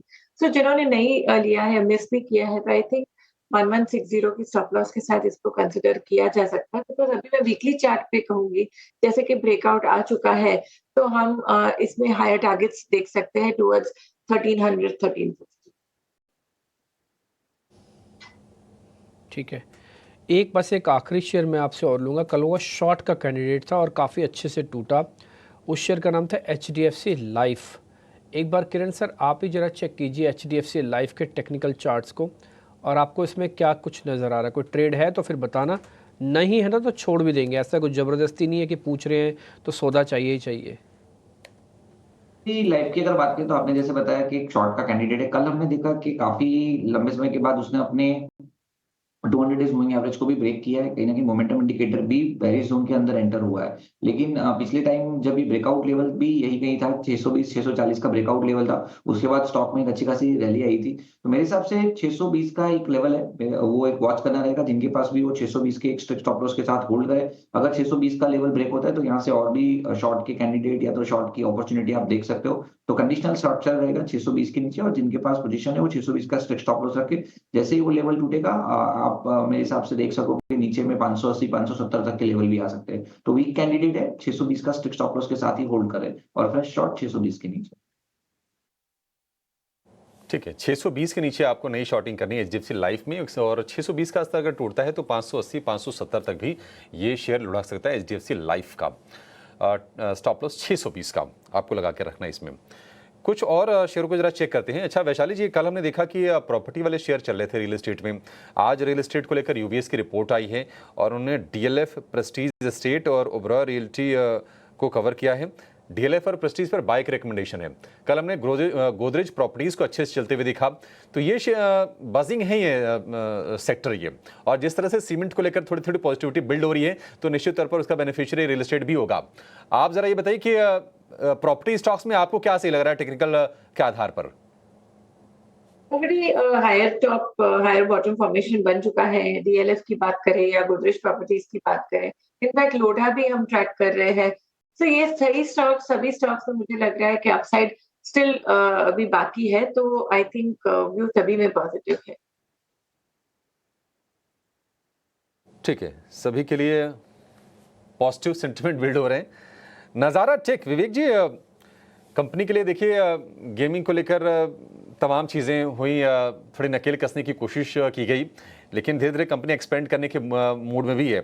5 कंपनियों में ये 196 करोड़ रुपए के निवेश की घोषणा की है नज़ारा टेक ने, और फंकी मंकी करके कंपनी है।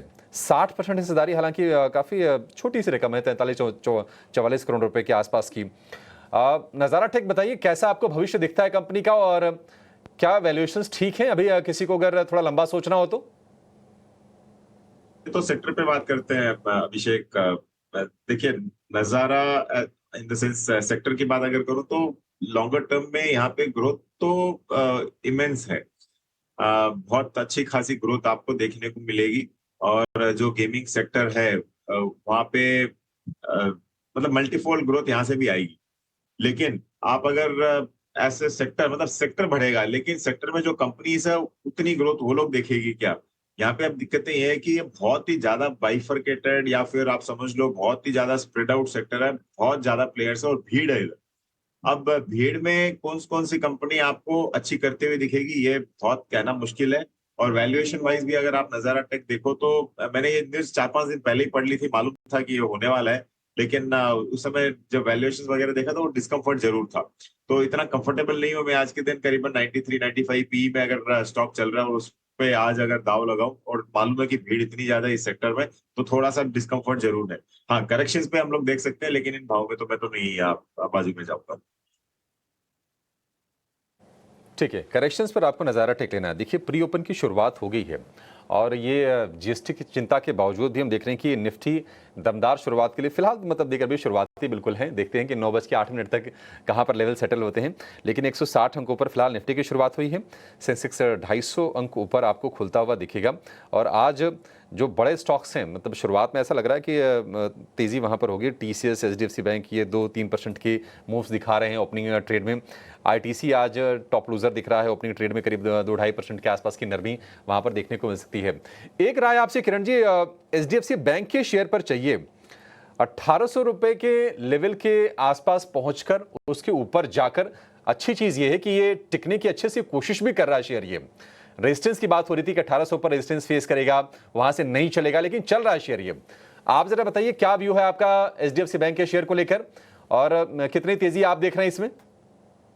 एचडीएफसी बैंक की अगर हम बात करें तो ओवरऑल आपने बताया वैसे 1800 के लेवल के ऊपर जिस तरह से टिक रहा है, लास्ट 2 टाइम हमने देखा था कि कहीं ना कहीं 1800 से 1780 का जो लेवल था वो एक क्लस्टर रेजिस्टेंस था। अब इस बार आप देखोगे तो एक वीक से काउंटर कंटिन्यूस उसके ऊपर ही सस्टेन है, तो ओवरऑल चार्ट पैटर्न काफी स्ट्रॉन्ग है। हमारे हिसाब से कोई भी डिप आता है तो हमें लॉन्ग करना चाहिए। एक पोजिशनल स्टॉप लॉस जो है वो 1750 का आप मेंटेन कीजिए। अगर 1750 का लेवल ब्रेक नहीं होता है तो there are very good chances कि आप ऊपर में कहीं ना कहीं 1850 से लेके 1900 तक के लेवल्स देख सकते हैं। तो पोजिशनली भी हमने हमारे क्लाइंट्स को रिकमेंड किया है। एक फ्रेश ब्रेकआउट है, एक बड़ा सा कंसोलिडेशन पैटर्न ब्रेकआउट हमें देखने को मिल रहा है, तो काफी बड़े टारगेट से एचडीएफसी बैंक के लिए हमारे हिसाब से लॉन्ग करके जाना चाहिए। ओके, पोजिशनली लॉन्ग्स करने की राय 1900 तक के टारगेट्स यहाँ पर एचडीएफसी बैंक में नजर आ सकते हैं। बैंकिंग प्लेयर्स में लार्जर प्लेयर्स की अगर बात करें, आईसीआईसीआई बैंक और एचडीएफसी बैंक लगातार बाजार को संभालने का काम कर रहे हैं। इस बीच रुपए की ओपनिंग हुई है, करीब 1 पैसे कमजोरी के साथ डॉलर के मुकाबले रुपया खुलता हुआ देखने को मिला है। 84 रुपये 70 पैसे के मुकाबले 84 रुपये और 71 पैसे पर हम देख रहे हैं 1 पैसे की कमजोरी के साथ रुपए की ओपनिंग इस वक्त होती हुई। लेकिन बाजार के लिए बेहतर संकेत इस वक्त नजर आ रहे हैं। बेहतरी की साइड ऑप्टिमिस्टिक ही संकेत कहे जाएंगे, क्योंकि भले ही गिफ्ट निफ्टी इस वक्त फ्लैट नजर आ रहा हो, लेकिन एशियन पेयर्स में अच्छी खासी मजबूती है। कल हमने देखा मिला जुला कारोबार अमेरिकी बाजार में भी देखने को मिला। DIS की बड़ी खरीदारी के सामने FIS की छोटी बिकवाली है। 3,600 करोड़ की खरीदारी DIS ने की है। और इसके अलावा देखिए नए कारोबारी हफ्ते की शुरुआत अच्छी खासी होती हुई देखने को मिली। नई सीरीज की शुरुआत भी ठीक ठाक और कह सकते साल का आखिरी महीना है। कल फ्लैट हम जरूर खुले, लेकिन वहां से बाजार ने जो तेजी की दौड़ लगाई वो काबिले तारीफ थी। इस वक्त अगर आप देखेंगे प्री ओपन में 24,396 के स्तर पर निफ्टी ट्रेड करता हुआ हरे निशान के साथ खुलने की तैयारी। उम्मीद यही करेंगे कि पिछले 2 ट्रेडिंग सेशन से शुक्रवार और साथ ही कल की जो मजबूती थी वो आज के बाजार में भी कायम रहे। लेकिन चलिए स्टॉक स्पेसिफिक मूव्स भी ढेर सारे रहे और वैशाली हमारे साथ। Vaishali good morning. यहाँ ऑटो सेल्स के डेटा जो आते हुए देखने को मिले उसमें पर्टिकुलरली वैसे तो मिक्स बैग ऑफ डेटा कह सकते हैं, लेकिन M&M के जो आंकड़े आए पॉजिटिव थे। कुल एक्सपोर्ट्स करीब 53% बढ़े। डोमेस्टिक ट्रैक्टर सेल्स की अगर बात करें वहां पर भी 2% का इजाफा। प्री ओपन में अगर आप देखेंगे 1.5% के मूव्स यहाँ पर M&M के स्टॉक प्राइस में देखने को मिल रहे हैं। ऑटो सेल्स डेटा के बाद ऑटो सेल्स और ऑटो सेक्टर, ऑटो एंसिलरी पर आपकी राय? तो overall I think auto sector दोबारा अभी आई थिंक करेक्टिव मूव हो चुका है और यहाँ से एक बाउंस देख सकते हैं। तो कल हमने देखा पोस्ट डेटा, एक तो महिंद्रा तो काफी समय से एक साइडवेज मूव ही दे रहा है। 2850 के साथ 3100 का एक टारगेट रेजिस्टेंस है। एक बार 3150 को क्रॉस करता है तो नेक्स्ट टारगेट दिख सकता है 3400 3500। बट दूसरा स्टॉक जो मुझे काफी अट्रैक्टिव लग रहा है वो है मारुति, बिकॉज मारुति काफी अंडर परफॉर्म करा है और मारुति में भी नंबर्स तो सही आए हैं। सो आई थिंक मारुति में risk reward ratio as a positional trade also मुझे बहुत ही अट्रैक्टिव लग रहा है। यहाँ से 10,300 के स्टॉप लॉस के साथ ये पोजिशनल ट्रेड बन सकता है। Next target could be 12,300। Okay, Maruti Suzuki M&M auto space पर ये एक टेक वैशाली जी की तरफ से आता हुआ।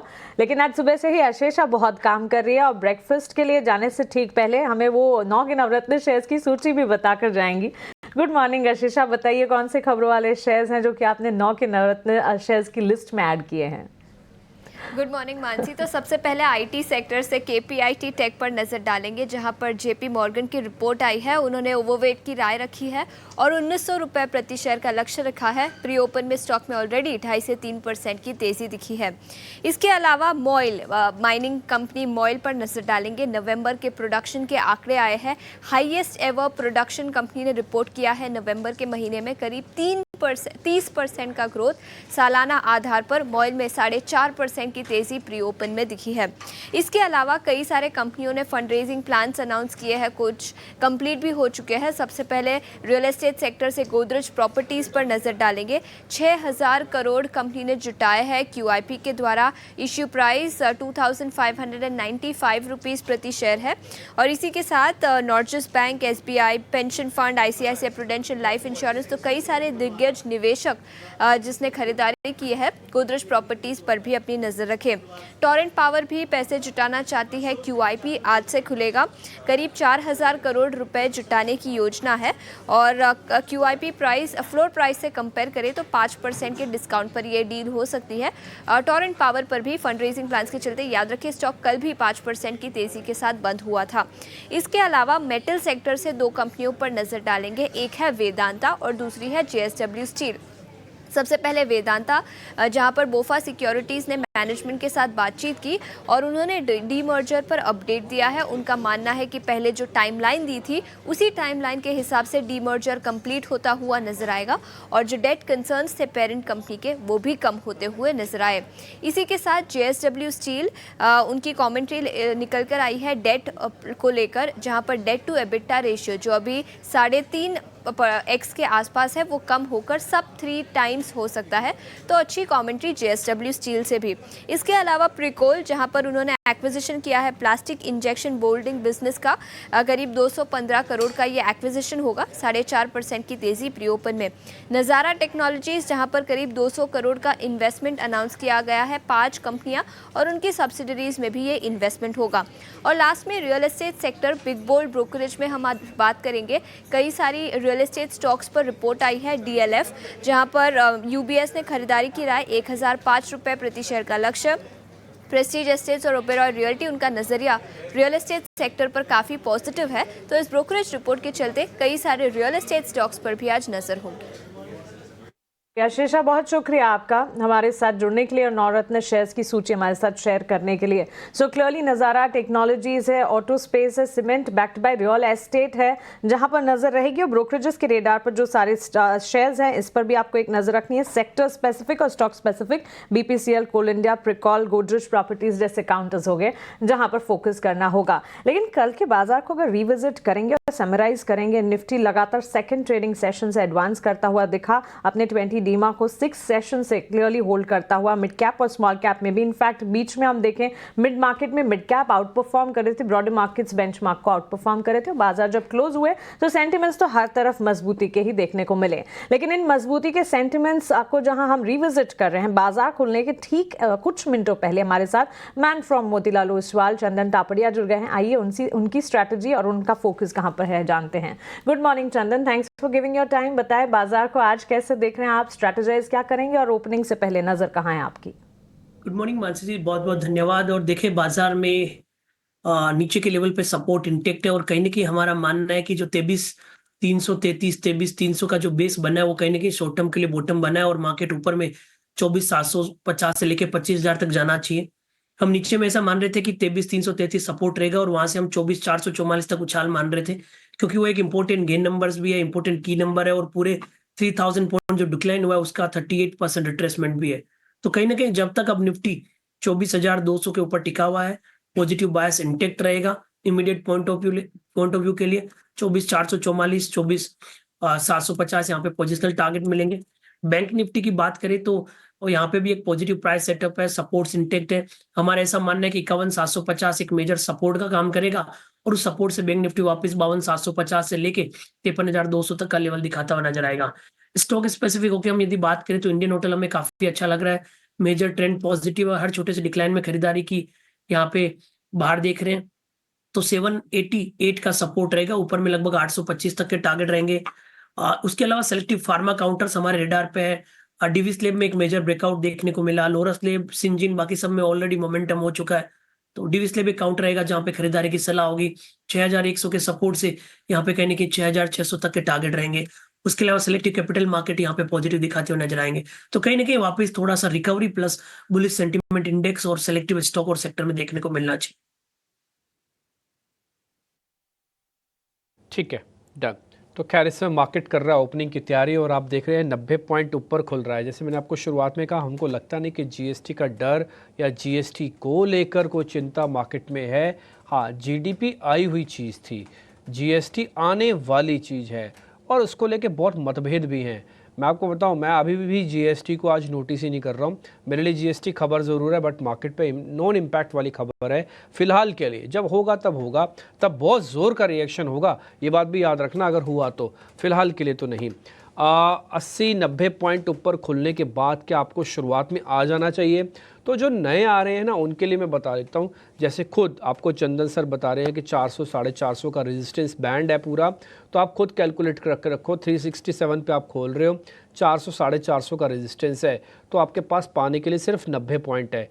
ठीक है, तो आपको तो थोड़ा वेट करना चाहिए। लेकिन जो पुराने लोग हैं, जिनकी कल की प्लस कही हुई पोजीशंस हैं, कल का लो था 24,008 का और आज का ओपन है 24,367 का, तो आप देखो सिर्फ 24 घंटे के अंदर ही आपको कम से कम 300 पॉइंट से ज़्यादा का गेन आपके पास आ रहा है। तो उनको चाहे तो प्रॉफिट बुक करें, चाहे तो रुक जाएं। पहले 5 से 10 मिनट हाथ बदला होगा, कुछ लोगों को निकलना होगा, कुछ लोगों को रुकना होगा। जो नए वाले लोग हैं वो रुक जाएं, पुराने वाले लोग अपने हिसाब से अपना फैसला ले सकते हैं। और चंदन जी ने एक बात और बताई कि 24,200 का ट्रेलिंग स्टॉप लॉस भी लगाया सकता है। ये सारी बातें ऑलरेडी हम भी आपको कल परसों और उससे पहले से भी बता रहे हैं। अब आते हैं बैंक निफ्टी पे। बैंक निफ्टी की आज की ओपनिंग अच्छी हो रही है, 250 पॉइंट है और अगर आप परसेंटेज में भी देखेंगे तो निफ्टी से ज़्यादा परसेंटेज में खुलेगा ऊपर ये। और आज इसको थोड़ा चेज़ भी करना है। देखो 2-3 दिन से बैंक निफ्टी नीचे था, आज थोड़ा चेज़ करेगा। 52,500 तक जाने की प्रोबेबिलिटी काफ़ी हाई लगती है। देखते हैं क्या होता है। 52,200 का एक स्टॉप भी शायद बन सकता है इंट्राडे में। तो अगर आज मैं कोई सौदा प्लस भी करूँगा तो मैं बैंक निफ्टी में थोड़ा ज़्यादा ध्यान रखूँगा। HDFC करीब 1% और रिलायंस करीब 0.5% ऊपर खुल रहा है। इसके अलावा जो शेयर और बढ़त के साथ खुल रहे हैं मैं जल्दी से बता देता हूँ आपकी स्क्रीन पर, वापस बाजार ही खुल जाएगा। उसमें Sun Pharma, Shriram finance, BPCL, ONGC ये सब के सब शेयर 1-1% ऊपर खुल रहे हैं। ITC 2 से 2.5% नीचे खुल रहा है बिकॉज ऑफ GST खबर, बट ये उन्हीं तक ही सीमित रह जाएगी, कोई ज़्यादा बड़ा इम्पैक्ट हमें लग रहा है ओवरऑल मार्केट्स पे नहीं आएगा। Power grid, Titan, Bajaj auto जैसे शेयर्स भी आज हल्के कमज़ोर खुलेंगे। मार्केट की बेल रिंग हुई और 100 पॉइंट का नंबर सीधा स्क्रीन पर, सीधा 60, सीधा 40। तो जो मैं आपसे कह रहा था कि पहले 5-7 मिनट हाथ बदला होगा, निकलने वाले निकलेंगे, रखने वाले रखेंगे, यही हो रही है इस समय मार्केट की चर्निंग। एडवांस डिक्लाइन की रेशो ठीक आई है, 1500 वर्सेस 350 शेयर्स के अंदर है। और अगर आप बैंक निफ्टी को भी चेक करेंगे तो बैंक निफ्टी के अंदर भी ओपनिंग आज ठीक हुई है, अभी भी करीब 180 पॉइंट ऊपर है। ध्यान देने वाली बात क्या है, 52,200 और 24,200 ये दोनों लेवल्स आप अच्छे से मेंटेन रख लें तो आज ही दोनों लेवल्स भी पा सकते हो। 24,400 और 52,500 ये दोनों लेवल्स आ सकते हैं। तो आपको लेवल्स क्लियर हो गए होंगे, अच्छे से आपने देख लिया होगा। शुरुआत में भी इंडिया विक्स मत देखो, बट अच्छी बात है कि इंडिया विक्स थोड़ा सा घट सकता है आज, और एक घटता और 14 के आसपास भी पहुंच जाए तो बहुत बढ़िया है। अभी तो शुरुआत में सिर्फ 1 से 1.5% नीचे है। मैं एक्सपेक्ट करता हूं कि इंडिया विक्स आज 14 और 14 से स्लाइटली नीचे आएगा, तो आज की आपकी जो तेज़ी है वो पुख्ता हो जाएगी। ध्यान रखिएगा, आज बैंक निफ्टी का दिन ज़्यादा अच्छा साबित हो सकता है। और अभी आप अपनी स्क्रीन पर देखेंगे तो निफ्टी से 2 गुना हो चुका है बैंक निफ्टी परसेंटेज में। और जो मैंने आपको शुरुआत में आज ओपनिंग का डाटा बताया था, अगर आप मेरे से पूछें तो मैं आज बैंक निफ्टी ट्रेड करूंगा। और दूसरा, HDFC बैंक वापस से 1800 के ऊपर आके ट्रेड कर रहा है, और ये वो लेवल को वापस से ब्रेक करने की कोशिश कर रहा है जो इसका रीसेंट हाई बना था 1800 समथिंग के। तो ये एक अच्छी चीज़ है, इसका बड़ा ब्रेकआउट बहुत काम आएगा आज बैंक निफ्टी के अंदर भी। अब आ जाते हैं कुछ और शेयर्स पे जो आज स्ट्रॉन्ग हैं या फिर आज जिनकी ओपनिंग अच्छी हुई है। जरा मैं आपको दिखाता हूँ आपके स्क्रीन पर। कोचिन शिपयार्ड, कल तो ऑर्डर की खबर थी बट बैक टू बैक आज चल रहा है। पॉलिसी बाजार, PB फिनटेक, कल की क्लोजिंग अच्छी थी, हमने इसको BTST भी करवाया था आपके लिए, आपको अगर याद होगा तो बिल्कुल लास्ट में बंद हो रहा था, राजेश सर से करवाया था क्लोजिंग आपको, और 2 से 2.5% ऊपर है। टॉरेंट पावर, श्रीराम फाइनेंस, ये कुछ और शेयर्स हैं जो आज मार्केट के अंदर 2-2% ऊपर हैं। वरुण बेवरेजेस भी 2-2.5 से 2.5% टूटा है, और ITC भी 2 से 2.5% टूटा है। इनकी निजी प्रॉब्लम है, हालांकि मेरे को लगता नहीं कि इनकी निजी प्रॉब्लम मार्केट्स पे कहीं कुछ ज़्यादा इम्पैक्ट दिखाएगी। और अगर आ भी जाएँ ऊपर तो ना ही मेरे को इसमें एक्साइटमेंट ढूंढना है, ना ही मेरे को इनमें कोई ट्रेड ढूंढना है, क्योंकि फंडामेंटली दोनों अच्छे शेयर्स हैं और किसी खबर की वजह से अगर नीचे आ रहे हैं तो जल्दी अपने इस फॉल को भी भर देंगे। ABFRL भी थोड़ी बहुत प्रॉफिट बुकिंग दिखा रहा है। आज साल का खुलते डिक्सन ने हाई टेस्ट किया है, नौकरी ने भी हाई टेस्ट किया है, ओबरॉय रियलिटी भी करीब हाई टेस्ट करने के बाद साल का 0.5% करीब ऊपर है। और कुछ शेयर्स जहां पर आज स्ट्रेंथ बनी है, जरा मैं वो भी आपके सामने रख देता हूं। उन सभी शेयर्स में अगर आप सूची देखें, JSW स्टील ये शेयर भी अच्छा है। कल एक मेहमान ने हमको ये BTST के तौर पर दिया था JSW स्टील, कल के हमारे 12 बजे के मेहमान थे, अजीत जी थे, उन्होंने दिया था। यूनियन बैंक 2% ऊपर। अडानी ग्रीन्स कल प्रॉफिट बुकिंग करा रहा था, आज शुरुआत में फिर से तेज़ हुआ है। और लोधा भी आज करीब 1.5% तेज़ होकर कामकाज कर रहा है। तो ये कुछ और स्टॉक्स हैं जहाँ पर आप अपनी कोर स्ट्रेंथ इस समय मार्केट की देख पा रहे होंगे। अब हीट मैप स्क्रीन पर जल्दी लेके आइए ताकि हम सब कुछ जल्दी चेक कर पाएँ, और उसके बाद फिर हम आगे बढ़ेंगे। निफ्टी का हीट मैप आप देख पा रहे हैं, ज़्यादातर शेयर्स आपको बढ़त में दिखेंगे, और पहली की पूरी लेयर 1 से 2% तक की तेज़ी की दिखा रही है। HDFC बैंक तेज़, श्रीराम फाइनेंस तेज। जैसे मैंने आपको शुरुआती नोट में बताया था कि फाइनेंस की कंपनीज में कल की बाइंग काफ़ी अच्छी हुई थी, और आज उसका इम्पैक्ट आपको ओपनिंग में भी दिख रहा है। ये फार्मास्यूटिकल का इंडाइसिस है, या स्टडी रहेगा, इसमें आप एक्साइटमेंट ज़्यादा ना खोजिएगा। हाँ, DV स्लैब के बारे में ऑलरेडी चंदन सर ने आपको जो ट्रेड दिया है वो एक अच्छा इन्वेस्टमेंट और स्विंग ट्रेड हो सकता है। 400 तक का टारगेट दिया है इन्होंने। बंधन बैंक को, RBL बैंक को छोड़कर सभी शेयर आज F&O बैन से बाहर हैं, और आप HDFC और सरकारी और निजी बैंकों दोनों का मूवमेंट देख पा रहे हैं। RBL बैंक तो बैन में है। निफ्टी का FMCG इंडेक्स आपकी स्क्रीन पर साइडवेज होगा, ये तो ऑलरेडी GST का मार प्रेशर ये भी झेलेगा।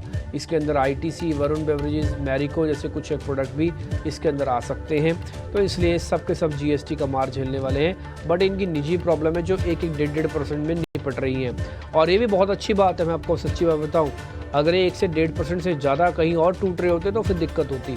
लेकिन ये बहुत अच्छा हो रहा है जो मार्केट के अंदर जिस समय दिख रहा है। मेटल, हाँ ये इंटरेस्टिंग प्ले है, यहाँ पर आपको अच्छे ट्रेड मिल जाएंगे अगर आप थोड़ा बहुत खोजेंगे तो आप।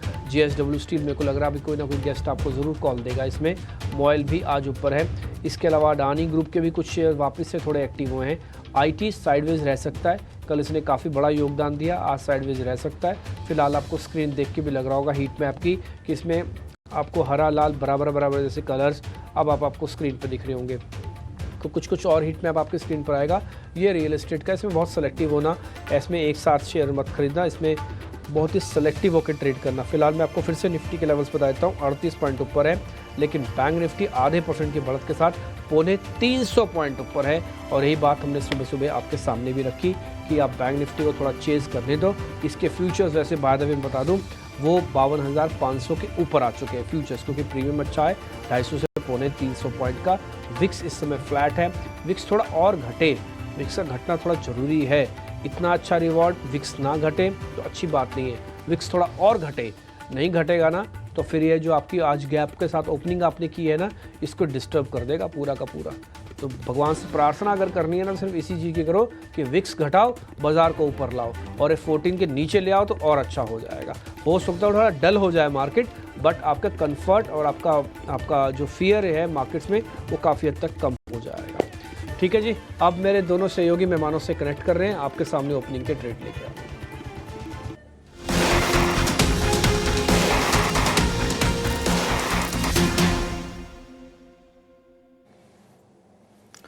तो बाजार की एक सदी में शुरुआत हुई है, हालांकि जहां पर खुले वहां से थोड़े से नीचे जरूर आए हैं और निफ्टी के जो गेंस लगे हैं 24-25 अंकों के, लेकिन निफ्टी बैंक में जबरदस्त तेजी हम देख रहे हैं कि मतलब ऐसे माहौल में जबरदस्ती कहेंगे 250 अंकों ऊपर है और 12 में से 11 शेयर सिर्फ ICICI बैंक को अगर आप छोड़ दीजिए तो आज तेजी के साथ कारोबार कर रहे हैं। हमारे दो एक्सपर्ट तैयार हैं आपके लिए ओपनिंग ट्रेड बताने के लिए, तेजस शाह हैं और चंदन दापड़िया हैं। आप दोनों का बहुत शुक्रिया। चंदन जी गुड मॉर्निंग, बताइए आपका ओपनिंग ट्रेड क्या होगा? बिल्कुल गुड मॉर्निंग। देखिए बाजार ने एक पॉजिटिव ओपनिंग दी, हालांकि ऊपर के लेवल से थोड़ी मुनाफा वसूली हुई है, बट अगेन अच्छी बात यह है कि सपोर्ट इंटेक्ट है। एक चीज ध्यान रखना चाहूंगा यहाँ पे कि मार्केट में पिछले लगभग 6-7 दिन हो गए 24,350 के आसपास हर्डल आ रहा है और एग्जैक्टली वो 50 डे एक्सपोनेंशियल मूविंग एवरेज है। तो ये लेवल निकलता है तो मार्केट के लिए बहुत अच्छा रहेगा, नहीं निकलता है तो मार्केट को बार बार अटेम्प्ट करना पड़ेगा, बट निकलेगा तो मार्केट में एक नया पॉजिटिव सेटअप और सेंटीमेंट बनता हुआ नजर आएगा। अब ट्रेडिंग सेटअप के हिसाब से हम यदि बात करना चाहें तो मैं यहाँ पे फोकस करना चाहूंगा सिलेक्टिव मेटल और रियल एस्टेट काउंटर पे। और पहले ट्रेड के तौर पे मैं सलाह देना चाहूंगा Oberoi reality. Oberoi real estate में काफी अच्छा एक पॉजिटिव मोमेंटम देखने को मिला है और जिस हिसाब से कहीं ना कहीं एक पॉलिटिकल स्टेबिलिटी वापस एक प्रदेश में देखने को मिली है, सिलेक्टेड कंपनी जो महाराष्ट्र से बिलोंग कर रही है वहां पे सेंटीमेंट भी पॉजिटिव रहेगा। ओवरऑल ओबेरॉय रियलिटी के चार्ट सेटअप को देखें तो 2050-2060 एक हर्डल होता था जो डिसाइसिवली पार किया है। स्टॉक अपने new life time high zone में एंटर कर रहा है। 7-8 दिन पहले एक बड़ा ब्लॉक के साथ में यहाँ पे ट्रेडिंग सेटअप हुआ, डिलीवरी वॉल्यूम भी काफी बड़ी है, तो इसलिए ओबेरॉय रियलिटी पे खरीदारी की सलाह होगी।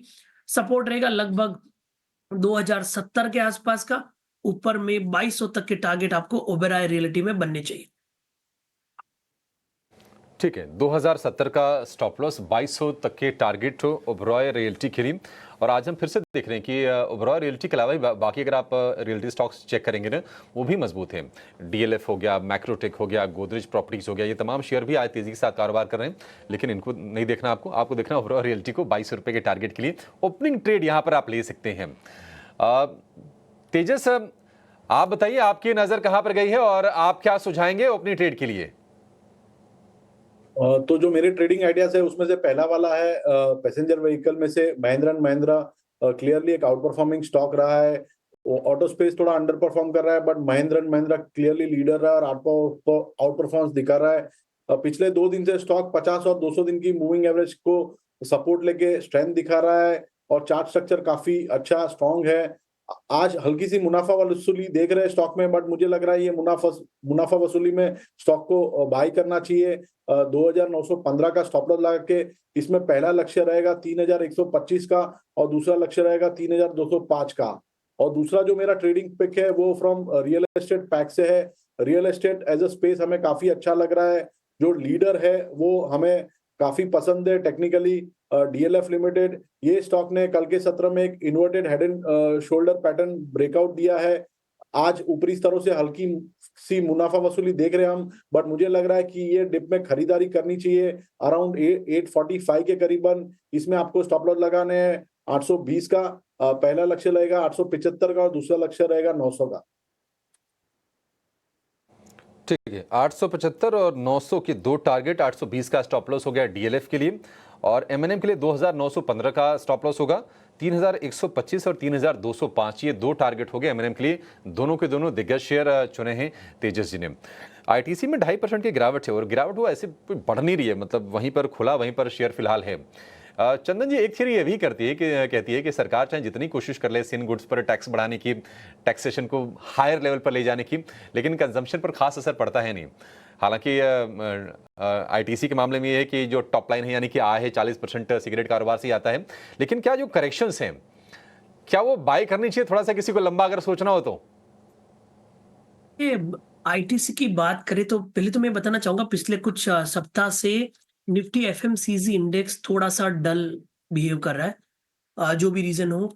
और आईटीसी की बात करें तो हल्के से डिक्लाइन देखने को मिले हैं, बट ये ऐसा काउंटर है कि आपको डिक्लाइंस में खरीदना चाहिए। हालांकि ट्रेडिंग सेटअप के लिए अभी ये नहीं सूटेबल रहेगा, क्योंकि पिछले लगभग 40-45 दिन से यहाँ पे लोअर टॉप लोअर बॉटम के सीक्वेंस बन रहे हैं, कोई भी इमीडिएट रेजिस्टेंस निकल नहीं रहा है और स्पेशली पिछले 35 दिनों से ये 50 डे एक्सपोनेंशियल मूविंग एवरेज निकाल नहीं रहा है, तो थोड़ा और वीक हो सकता है। But I think negative news के बावजूद भी कोई बड़ा नेगेटिव रिएक्ट नहीं हो रहा है और वो भी साफ इंडिकेट कर रहा है मल्टीपल सपोर्ट है। तो मेरे हिसाब से 450-460 के बीच में आता है तो आईटीसी को अक्यूमुलेट करना चाहिए।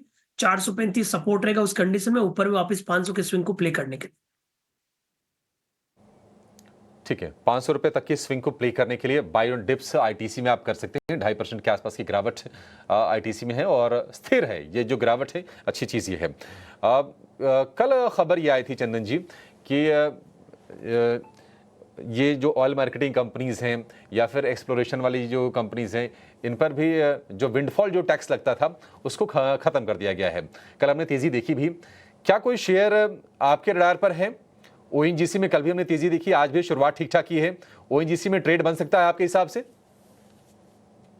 ओएनजीसी पे मेरा ऐसा मानना है कि अब एक बार्गेन बाइंग और सपोर्ट बेस्ड बाइंग आएगी, क्योंकि ऑलरेडी काफी करेक्टिव स्विंग यहाँ पे देखने को मिले हैं। पिछले लगभग 16-17 वीक की बात करूं तो 345 से काउंटर करेक्ट होते होते 240 हो चुका है और 240 एक ऐसा जोन है जो पहले भी एक सपोर्ट का काम किया है और जो पहली की तेजी थी वो इसी लेवल पे हुई है।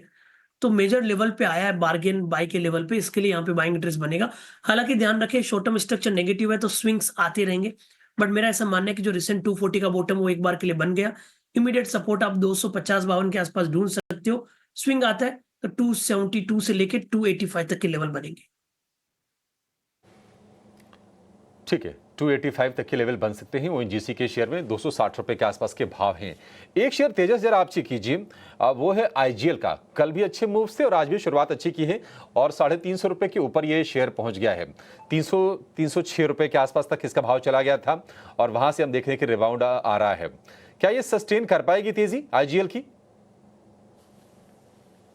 आईजीएल की बात करें तो आईजीएल का जो चार्ट स्ट्रक्चर है काफी वीक है। स्टॉक में हमने पिछले 10-15 दिन में एक भारी गिरावट देखी थी। स्टॉक में बॉटम फॉर्मेशन के कोई संकेत नहीं दिख रहे। जो करंट रैली है वो एक रिलीफ रैली लग रही है।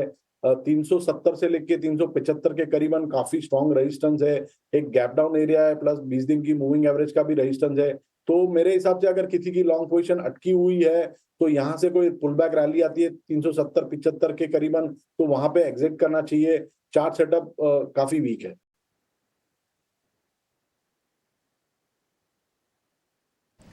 ओके, सो आईजीएल चार्ट सेटअप इस वक्त वीक है, इसे वॉच लिस्ट में रखा जाए। इनफैक्ट अवॉइड करने की राय इस वक्त बनती हुई।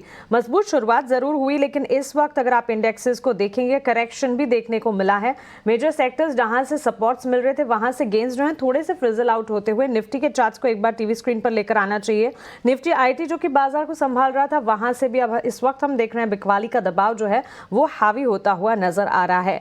इसके अलावा पीएसयू बैंक स्पेस जो कि बाजार को संभाल रहे थे, वहां से भी बिकवाली। निफ्टी और साथ ही बैंक निफ्टी पर एक नजर इस वक्त होनी चाहिए क्योंकि 80 पॉइंट्स की करेक्शन इस वक्त निफ्टी में आप देख पाएंगे। और साथ ही मिड कैप स्मॉल कैप में अगर आप देखेंगे, बैंक निफ्टी ने अपनी तेजी को अब भी संभाल कर रखा है, करीब 300 अंकों की मजबूती है।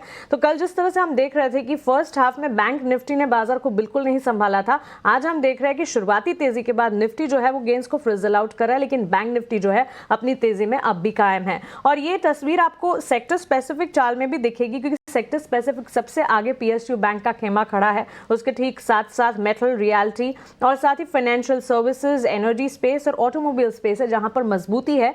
लेकिन कल जब हम देख रहे थे एफएमसीजी बाजार को संभालने का काम नहीं कर रहे थे, आज भी तस्वीर एफएमसीजी और कंजम्पशन में कुछ ऐसी है। एफएमसीजी में गेंस जो है वो बिल्कुल नहीं नजर आ रहे, बिकवाली का दबाव निफ्टी एफएमसीजी पैक पर आपको नजर आएगा। इसके अलावा फार्मा और आईटी से भी आप लाल निशान के साथ ही इन सेक्टर्स में भी कामकाज देखेंगे। सो बैंक्स, फाइनेंशियल्स, मेटल और रियल्टी है जो कि बाजार को संभालने का काम कर रहे हैं। इसके अलावा इंडेक्सेस में जहां वॉलेटाइल एक्शंस नजर आ रहे, स्टॉक स्पेसिफिक मौके फिर भी आपको बनते हुए देखने को मिलेंगे। चंदन, टोरेंट पावर पर एक नजर होनी चाहिए। क्यूआईपी आज से कंपनी का खुला है। क्यूआईपी के जरिए करीब 5000 करोड़ जुटाने की योजना शुरुआत मजबूती के साथ हुई है, उसके बाद ये मजबूती जो है अब भी इंटैक्ट, करीब 3.5-4% तक के गेन्स यहाँ पर।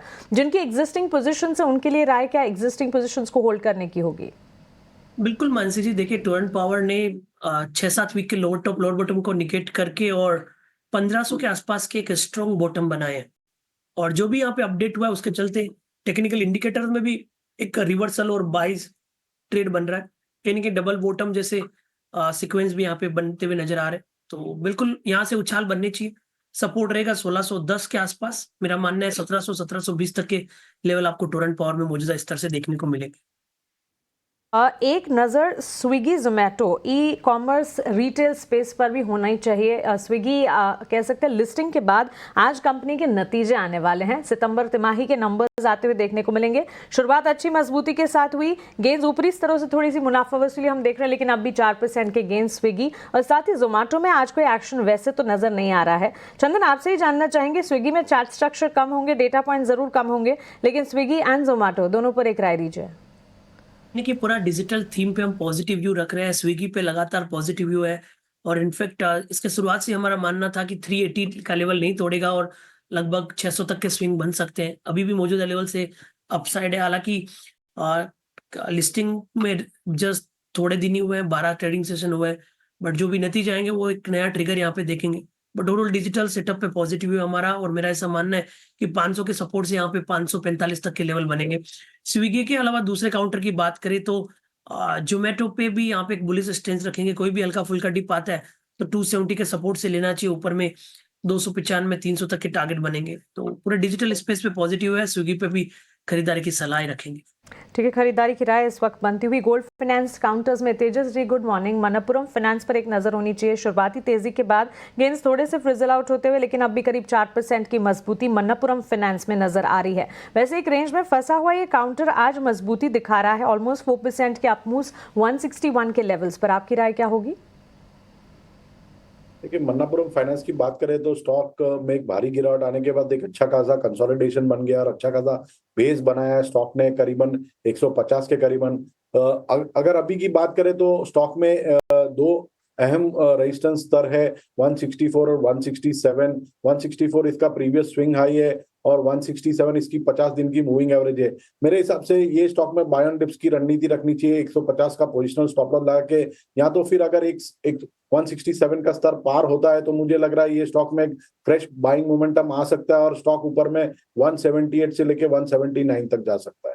गिरावट में खरीदारी के मौके मनप्पुरम फाइनेंस में बनते हुए देखने को मिल सकते हैं। लेवल्स आपको तेजस ने बताए हैं। तेजस, इस वक्त मिड कैप में स्टॉक स्पेसिफिक मूव्स नजर आ रहे हैं। ब्रॉडर मार्केट्स जो है आपको मौके स्टॉक स्पेसिफिक काफी दे रहे हैं और इस लिस्ट में काफी सारे स्टॉक्स हैं। इनफैक्ट अगर मिड कैप प्लेयर्स ही देखें, KPIT टेक्नोलॉजीज, टोरेंट पावर, इस वक्त M&M finance, LIC housing finance, ये सारे स्टॉक्स में अच्छी मजबूती है। कोचिन शिपयार्ड, इस स्टॉक को रिविजिट करना चाहिए। करीब 4% की तेजी। कल ही खबर आई थी मिनिस्ट्री ऑफ डिफेंस से करीब 1000 करोड़ के कॉन्ट्रैक्ट्स कंपनी को मिलते हुए देखने को मिले। कोचिन शिपयार्ड के चार्ट से एक बार देखें तेजस, आपकी राय क्या होगी? बहुत ही बढ़िया चार्ट सेटअप है। स्टॉक ने अभी रिसेंटली एक बॉटम बनाया था और पॉजिटिव डाइवर्जेंस दिया था डेली चार्ट पे, और पिछले 2-4 दिनों से स्टॉक में काफी अच्छा रुझान रहा है। 20 दिन और 50 दिन की मूविंग एवरेज को रिसेंटली सरपास किया और 200 दिन की लंबी अवधि की जो मूविंग एवरेज है उसको भी पार कर दिया है। 1555 का एक अहम स्तर था, वो भी उसने निकाल दिया है। तो चार्ट सेटअप काफी बढ़िया है। मुझे लग रहा है एक शॉर्ट टर्म बेस बन गया है स्टॉक में, और यहाँ से स्टॉक एक आउट परफॉर्मेंस दिखा सकता है। ऊपर में देखेंगे तो ऊपर में मुझे लग रहा है ये स्टॉक 1935 तक जा सकता है। तो बाय ऑन डिप्स की रणनीति रखनी चाहिए आपको कोचिन शिपयार्ड में। खरीदारी की रणनीति कोचिन शिपयार्ड में एक नज़र जियो फाइनेंस के चार्ट्स पर होनी चाहिए। शुरुआती मजबूती के साथ ये मजबूती जो है और ज़्यादा बढ़ती हुई नज़र आ रही है। ऑलमोस्ट 1% के गेंस दिन के उच्चतम स्तर पर 332 के लेवल्स पर जियो फाइनेंस का स्टॉक इस वक्त ट्रेड करता हुआ। इनफैक्ट एनएसई की तरफ से जो न्यू एडिशन एफएनओ सेगमेंट में है, इस लिस्ट का भी एक खिलाड़ी, और इसके ठीक बाद हम लगातार जियो फाइनेंशियल्स में मजबूती के साइंस देख रहे हैं। फंडामेंटल्स तो पॉजिटिव हैं। चंदन, टेक्निकली जियो फाइनेंशियल के चार्ट्स पर आपकी राय? बिल्कुल, जियोफिन की बात करें तो ये स्टॉक हमारे रडार पे है, और कहीं ना कहीं अब कंसोलिडेशन कंप्लीट हो रहा है पिछले लगभग 28-30 दिन का। पिछले 4-5 दिन से देखें तो सपोर्ट ग्रेजुअली थोड़े थोड़े ऊपर की तरफ बढ़ रहे हैं, और अब इमीडिएट सपोर्ट आपका 325 के आसपास रहेगा। 325 के सपोर्ट से मेरा मानना है 345 तक के लक्ष्य यहाँ पे इमीडिएट बेसिस पे बनने चाहिए। ओके, पॉजिटिव चार्ट स्ट्रक्चर और ये तेजी जो है और ज्यादा बढ़ती हुई। हाउसिंग फाइनेंस स्पेस में बजाज हाउसिंग फाइनेंस के चार्ट्स को एक बार पुल अप करते हैं। चंदन, आपसे राय जानना चाहेंगे। एक शार्प स्पाइक यहाँ पर नजर आ रहा है, ऑलमोस्ट 2% के गेन्स हम देख रहे हैं बजाज हाउसिंग के स्टॉक में। 137-138 के लेवल्स पर कामकाज इस वक्त देखने को मिल रहा है। 188 तक हम जाता हुआ स्टॉक को देख चुके हैं। आपकी राय क्या होगी? देखिए, बजाज फाइनेंस होल्डिंग एक रेंज में है और कहीं ना कहीं पॉजिटिव टू रेंज बाउंड बायस यहाँ पे बन रहा है। मैं प्राइस बिहेवियर ऑब्जर्व कर रहा हूँ कि 10,000 के लेवल को ये बार बार, अब बजाज हाउसिंग फाइनेंस की बात कर रहे हैं, तो मेरा मानना है कि वहां पे सपोर्ट बेस बाएंगे 132 अभी इमीडिएट सपोर्ट है, और ऊपर में लगभग आपको 145-147 तक के लेवल बनने चाहिए। ठीक है, अगर आप देखना चाहें तो आप इस समय देखेंगे मार्केट्स को कि बैंक निफ्टी क्या ज़बरदस्त मोमेंटो में है। 350 पॉइंट करीब करीब ऊपर आ चुका है और हम 52,500 के मुआयने पर खड़े हैं। यही बात हमने सुबह भी आपके सामने रखी थी कि 52,500 आने की प्रोबेबिलिटी काफ़ी ज़्यादा है। और फ्यूचर्स तो खैर बाय द वे कब के पार कर चुके हैं, फ्यूचर्स तो 650 पौने 700 हो गए हैं। चंदन सर, एक छोटा सा पॉइंट आपसे पूछूं, ये 52,500 तो बैंक निफ्टी आ ही जाएगा, 85 पॉइंट रह गए हैं, नहीं भी होगा तो हम इसको मान भी लेते हैं राउंड फिगर करके। 52,800 आने की प्रोबेबिलिटी कितनी हाई है, कितने चांसेस हैं 52,800 भी आ जाएगा? क्योंकि मैं सौदे को ना ग्रिप में ले चुका और मैं नहीं कहता कि मैं जल्दी जल्दी काटूं, इसलिए मैं ज़रा आपसे पता कर रहा हूं कि 52,800 की प्रोबेबिलिटी कितनी हाई है आने की। देखिए, प्रोबेबिलिटी बहुत हाई है, और आपने इवन लास्ट शो में भी पूछा क्या लग रहा है मार्केट, तो यही था कि 24,444 तो इंडेक्स को आना है, और बैंक निफ्टी यहाँ पे आउट परफॉर्म करेगा। और बैंक निफ्टी मेरा तो मानना है कि जिस हिसाब से एक ब्रेकआउट देके वापस लेवल को रिटेस्ट किया है, 52,750 52,800 आएगा। और इनफैक्ट यदि इस लेवल पे 2 दिन रह जाए और चले भी नहीं, तो भी बैंक निफ्टी मौजूदा लेवल से 500-700 पॉइंट और चल सकता है। तो उसके हिसाब से जो कहीं ना कहीं जो मैं टारगेट देख रहा हूँ, वो कहीं ना कहीं 53,250 से 53,500 के बीच में देख रहा हूँ बैंक निफ्टी को आने वाले कुछ सत्र में। ठीक है डन, तो आप 53 तक भी देख रहे हैं कैलकुलेशंस में। ठीक है, ये अच्छी बात है कि मार्केट के अंदर एक रिदम बन जाएगा। रिदम होना बहुत ज़रूरी है। ऊपर नीचे होगा ना तो आपके कॉन्फिडेंस के अंदर आपके तारे टूट जाएंगी। उससे क्या होगा कि आप बड़ा पैसा नहीं बना पाओगे, क्योंकि हर बार की बढ़त आपको डराएगी। लेकिन अगर रिदम बना रहता है ना तो फिर आप डरते नहीं हो, आप कैरी करते हो और बहुत ज़बरदस्त तरीके से कैरी करते हो। ये मैं ट्रेडिंग फ़िलासफ़ी बता रहा हूँ, अगर आप इसको फॉलो करते हैं तो आप देखेंगे ये बात सच होती है। खैर एनी हाउ, विक्स अभी भी डाउन नहीं है। अगर आप देखें बाज़ार को खोले हुए करीब 15-20 मिनट हो चुके हैं, बट वॉलेटिलिटी इंडेक्स अभी भी डाउन नहीं है। मेरे हिसाब से और स्ट्रेंथ के लिए कम से कम 14 तक विक्स को आ जाना चाहिए। अभी भी 70 पॉइंट ऊपर है ये, 7.8 ऊपर है अभी ये। तो देखते हैं थोड़ा और कितना डिप मारता है ये।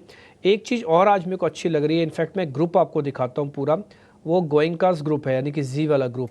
एक बार ज़रा दिखाना, जी एंटरटेनमेंट आपको 3% ऊपर दिखेगा, जी मीडिया बकायदा 5% ऊपर सर्किट लग गया, डिश टीवी बकायदा 2% ऊपर है, मैं ये नहीं कह रहा कि सभी कंपनीज में आप उतर आओ, लेकिन इसमें से एक कंपनी की अच्छी इन्वेस्टमेंट्स कॉल हो सकती है। मैंने कल भी इसके बारे में जिक्र किया था नरेश मेरानी से, तो उन्होंने भी कहा कि देखते हैं अभी क्या होता है। देखते देखते में करीब 7-8 रुपये निकल गए, 134 रुपये तो हो ही गया है शेयर। हमने 125 से आपको नोटिस कराना शुरू किया है। चंदन सर, थोड़ा सा और हेल्प कीजिए हमारी। मैं इसको इन्वेस्टमेंट्स के पॉइंट ऑफ व्यू से रखना चाहता हूँ। ये मैं एक हफ्ते में 6-7वीं बार पूछ रहा हूँ, तो मैं सही कर रहा हूँ ना? बिल्कुल मेरे हिसाब से आप सही डिस्कस कर रहे हैं, और कंपैरेटिवली देखें तो सेटअप सुधरना बहुत जरूरी है, क्योंकि ये काउंटर है जो रिकवरी दिखाता है, बट रिकवरी दिखाने के बाद बार बार फिजल आउट हो जाता है। बट पहली बार ऐसा होता है कि आपके major falling supply trend line को सरपास किया है, तो पहली बार इसका सेटअप सुधरा है पिछले लगभग 5-6 महीने के बाद में। तो इस पे भरोसा रखना चाहिए और मोमेंटम को आपको आगे प्ले करना चाहिए। कहाँ तक आ जाएगा सर चल के? बिल्कुल, आप जी की बात कर रहे हैं। बिल्कुल हाँ जी की सर, बिल्कुल मेरा 150 मानना तक है, आ जाएगा, प्रोबेबिलिटी है। बिल्कुल मेरा मानना है कि यहाँ से सीधा जो टारगेट बन रहा है पहला तो 144 और फिर 152 तक बन रहा है। और मैं आपको डिटेल में बताना चाहता हूं कि पिछले लगभग यदि कोई भी चार्ट देखता है तो यहाँ पे जो 12 फरवरी 2024 के बाद के जो भी टॉप्स कनेक्ट करते हो, उस फॉलिंग सप्लाई ट्रेंड लाइन को सरपास किया है। हालांकि मैं इस काउंटर को ज्यादा तवज्जो नहीं देता हूं, बट पहली बार यहाँ पे बाई के क्रॉसओवर और बाई के सिग्नल मिल रहे हैं, तो इसके लिए खरीदारी रखनी चाहिए। और मेरा मानना है कि यहाँ पे टारगेट बनेंगे। किसी को फ्यूचर में नहीं लेना है तो ऑप्शन का स्प्रेड बना सकते हैं या फिर डिलीवरी में भी ले सकते हैं। ठीक है, डिलीवरी में लेकर रखो, थोड़ा ज़्यादा बेहतर लगेगा। मेरे को लग रहा है कि आप इस शेयर को नोटिस ज़रूर करो। और एक और बात, आप हमारे कहे पे भले जाओ या ना जाओ, अपने वित्तीय सलाहकार से भी राय ले लेना ज़रूर, है ना। सिर्फ बात हमारी नहीं, हम तो आपको सिर्फ छांट के नोटिस करा के आपके सामने रखेंगे, बट आपका अपना रिस्क अपने वित्तीय सलाहकार से भी थोड़ा जुड़वाइए। ठीक, अब थोड़ा आगे बढ़ जाते हैं। 1-2 शेयर में ज़रा और आपके सामने रखता हूँ जहाँ पर आज लॉन्ग पोजीशंस बन रही हैं, यानी कि ऐसी कंडीशंस में उन शेयर्स पे आपको छोड़ना नहीं चाहिए। और कई बार हमने आपको बेहतरीन शेयर छांट के दिए हैं। इसमें से आपको यूनियन बैंक आज 3-3.5% ऊपर है, बिल्डअप काफ़ी बढ़िया है। तेजस, एक बार ज़रा यूनियन बैंक चेक करना।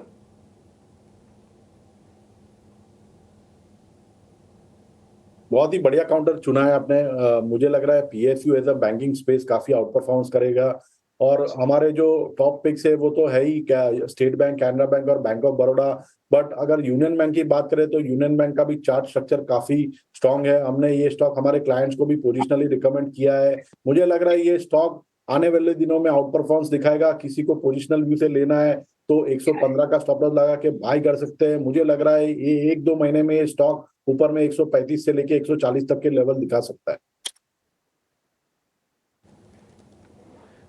ठीक है, डन। तो एक यूनियन बैंक है, एक्चुअली डेली चार्ट पे ना इसका एक ब्रेकआउट हो रहा है, इसलिए मैंने ये शेयर पकड़ा। और F&O के शीट के अंदर थोड़ी लॉन्ग पोजीशंस हो रही हैं, तो इसलिए लॉन्ग पोजीशंस प्लस ब्रेकआउट, और दूसरा सरकारी कंपनीज का थोड़ा चक्कर भी लग सकता है वापस से इस तरह के मार्केट्स में। तो 3-4 चीज़ें ऐसी थी जो इंडिकेट कर रही थी कि यूनियन बैंक की तरफ आप ध्यान अपना खींचिए। एक शेयर चलिए मैं और पता कर लेता हूँ। हालांकि मैं CSC की बधाई आज वैशाली पारिक को देना चाहता हूँ। आज उन्होंने सुबह CSC का शेयर दिया था।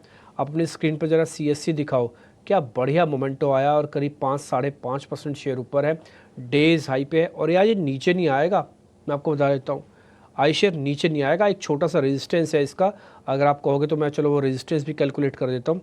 वो है 188 रुपये का, ऑलरेडी वहाँ तक पहुँच चुका है ये आज बहुत बढ़िया बिल्डअप के साथ चला है, काफ़ी अच्छे बिल्डअप के साथ।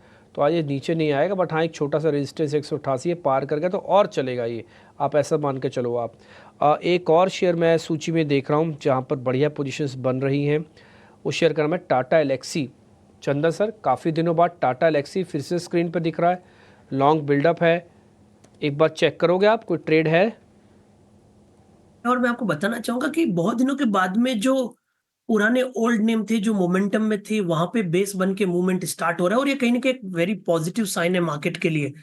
आई थिंक आज आपने बहुत सारे स्टॉक का जिक्र किया है जो पहले के फेवरेट होते थे, तो कहीं ना कहीं बाजार में ब्रॉड बेस बाइंग शायद वापस नजर आ रही है। और यूजुअली ये सबसे पहले इंडिकेशन होता है कि कहीं ना कहीं या तो कोई फंड फ्लो हो रहा है या फिर ओवरऑल मार्केट में सेंटिमेंट सेटअप चेंज हो रहा है पिछले कुछ दिनों के एक सेटबैक के बाद। तो बिल्कुल टाटा एलेक्सी पे खरीदारी की सलाह रहेगी। और वैसे भी हम पूरे आईटी सेगमेंट में पॉजिटिव है, मेनली आपका डिक्सन कोफोर्ज बीसॉप की बात करें, बट टाटा एलेक्सी की बात करें तो ऐसा लग रहा है कि एक बार के लिए शॉर्ट टर्म बॉटम बना है। 6,850 इमीडिएट सपोर्ट का काम, 6,800 इमीडिएट सपोर्ट का काम करेगा। एक बार के लिए 7220 तक का लेवल बनना चाहिए। डन। तो ये शेयर भी है। और ये बात सही कही सर आपने कि मार्केट के अंदर आज ना कई स्टॉक्स ऐसे, और मैं बताऊँ बात स्टॉक्स की भी नहीं है, बात उसमें बिल्डअप की। आप चेक करोगे ना वो भी आपको अच्छा दिखेगा। सीरीज़ के स्टार्टिंग में एक बार ज़रा दिखाना, इससे टाटा एलेक्सी का फ्यूचर वाली प्लेट दिखा सकते हो आप? एक बार ज़रा दिखाना, फ्यूचर वाली प्लेट दिखाओ सभी दर्शकों को एक बार। आप देखोगे जहाँ पर भी जो शेयर्स में आपके सामने नोटिस रख रहा हूँ ना, उसका F&O पोजीशंस में जो OI एडिशंस होता है, यानी कि पार्टिसिपेशन इन द शेयर्स, वो काफ़ी अच्छा है, काफ़ी स्ट्रॉन्ग है। और सीरीज़ के स्टार्टिंग में अमूमन होता नहीं है ये एक्सपायरी के आसपास मिलता है, स्टार्टिंग में नहीं मिलता। तो ये जो पैटर्न सर आपको बता रहे हैं कि ब्रॉड बेस्ड बाइंग है, ये साफ दिख रही है स्क्रीन पर। और मैं बताऊँ FIs की होल्डिंग भी थोड़ी थोड़ी बड़ी है और DIs की होल्डिंग भी थोड़ी थोड़ी बड़ी है। देखते हैं आगे चल के अभी और क्या होता है। फ्यूचर वाली प्लेट एक बार ज़रा टाटा एलेक्सी की दिखाना। और एक और शेयर है मेरे लिस्ट में, जस्ट मैंने निकाल ही रखा था, मैं क्या पूछता हूँ मैं, वो है बाटा इंडिया। नहीं बाटा इंडिया नहीं, छोड़ दो बाटा इंडिया को, उसके अंदर भी पोजीशन ढंग की नहीं है। एक मिनट कि CSC, एक बार CSC वापस दिखाना। 6% ऊपर हो चुका है बाय द वे, और ये 188 के लेवल को पार कर चुका है, जिसके बारे में मैं जिक्र कर रहा था। CSC दिखाना 188 को पार किया है और ये जल्दी जल्दी अब नीचे आने से रहा। ये एक और शेयर जिस पे बिल्डअप काफ़ी स्ट्रॉन्ग है आज का 11%, यह वो एंजल वन। एक बार तेजस जरा एंजल वन चेक करना आप।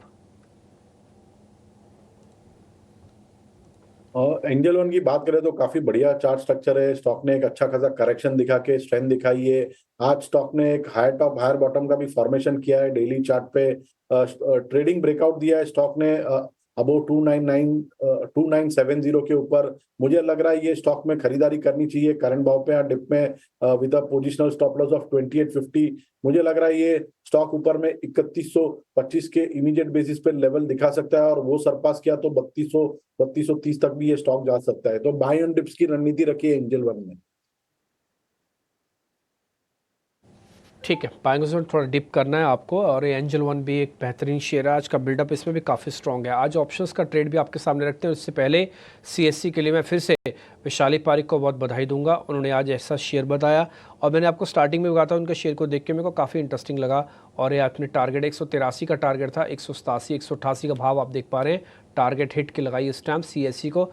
थैंक यू वेरी मच करके भले आप निकलना चाहें तो निकल सकते हैं, हालांकि बिल्डअप काफ़ी स्ट्रॉन्ग है इसके अंदर अभी भी। अब अजीत मिश्रा को मैं अपने साथ जोड़ लेता हूं ताकि एक ऑप्शंस का ट्रेड आपके सामने रख पाए और इनको भी बधाई देनी है। एक बार जरा लेके आइए स्टिंग, गाजे बाजे के साथ स्वागत कीजिए।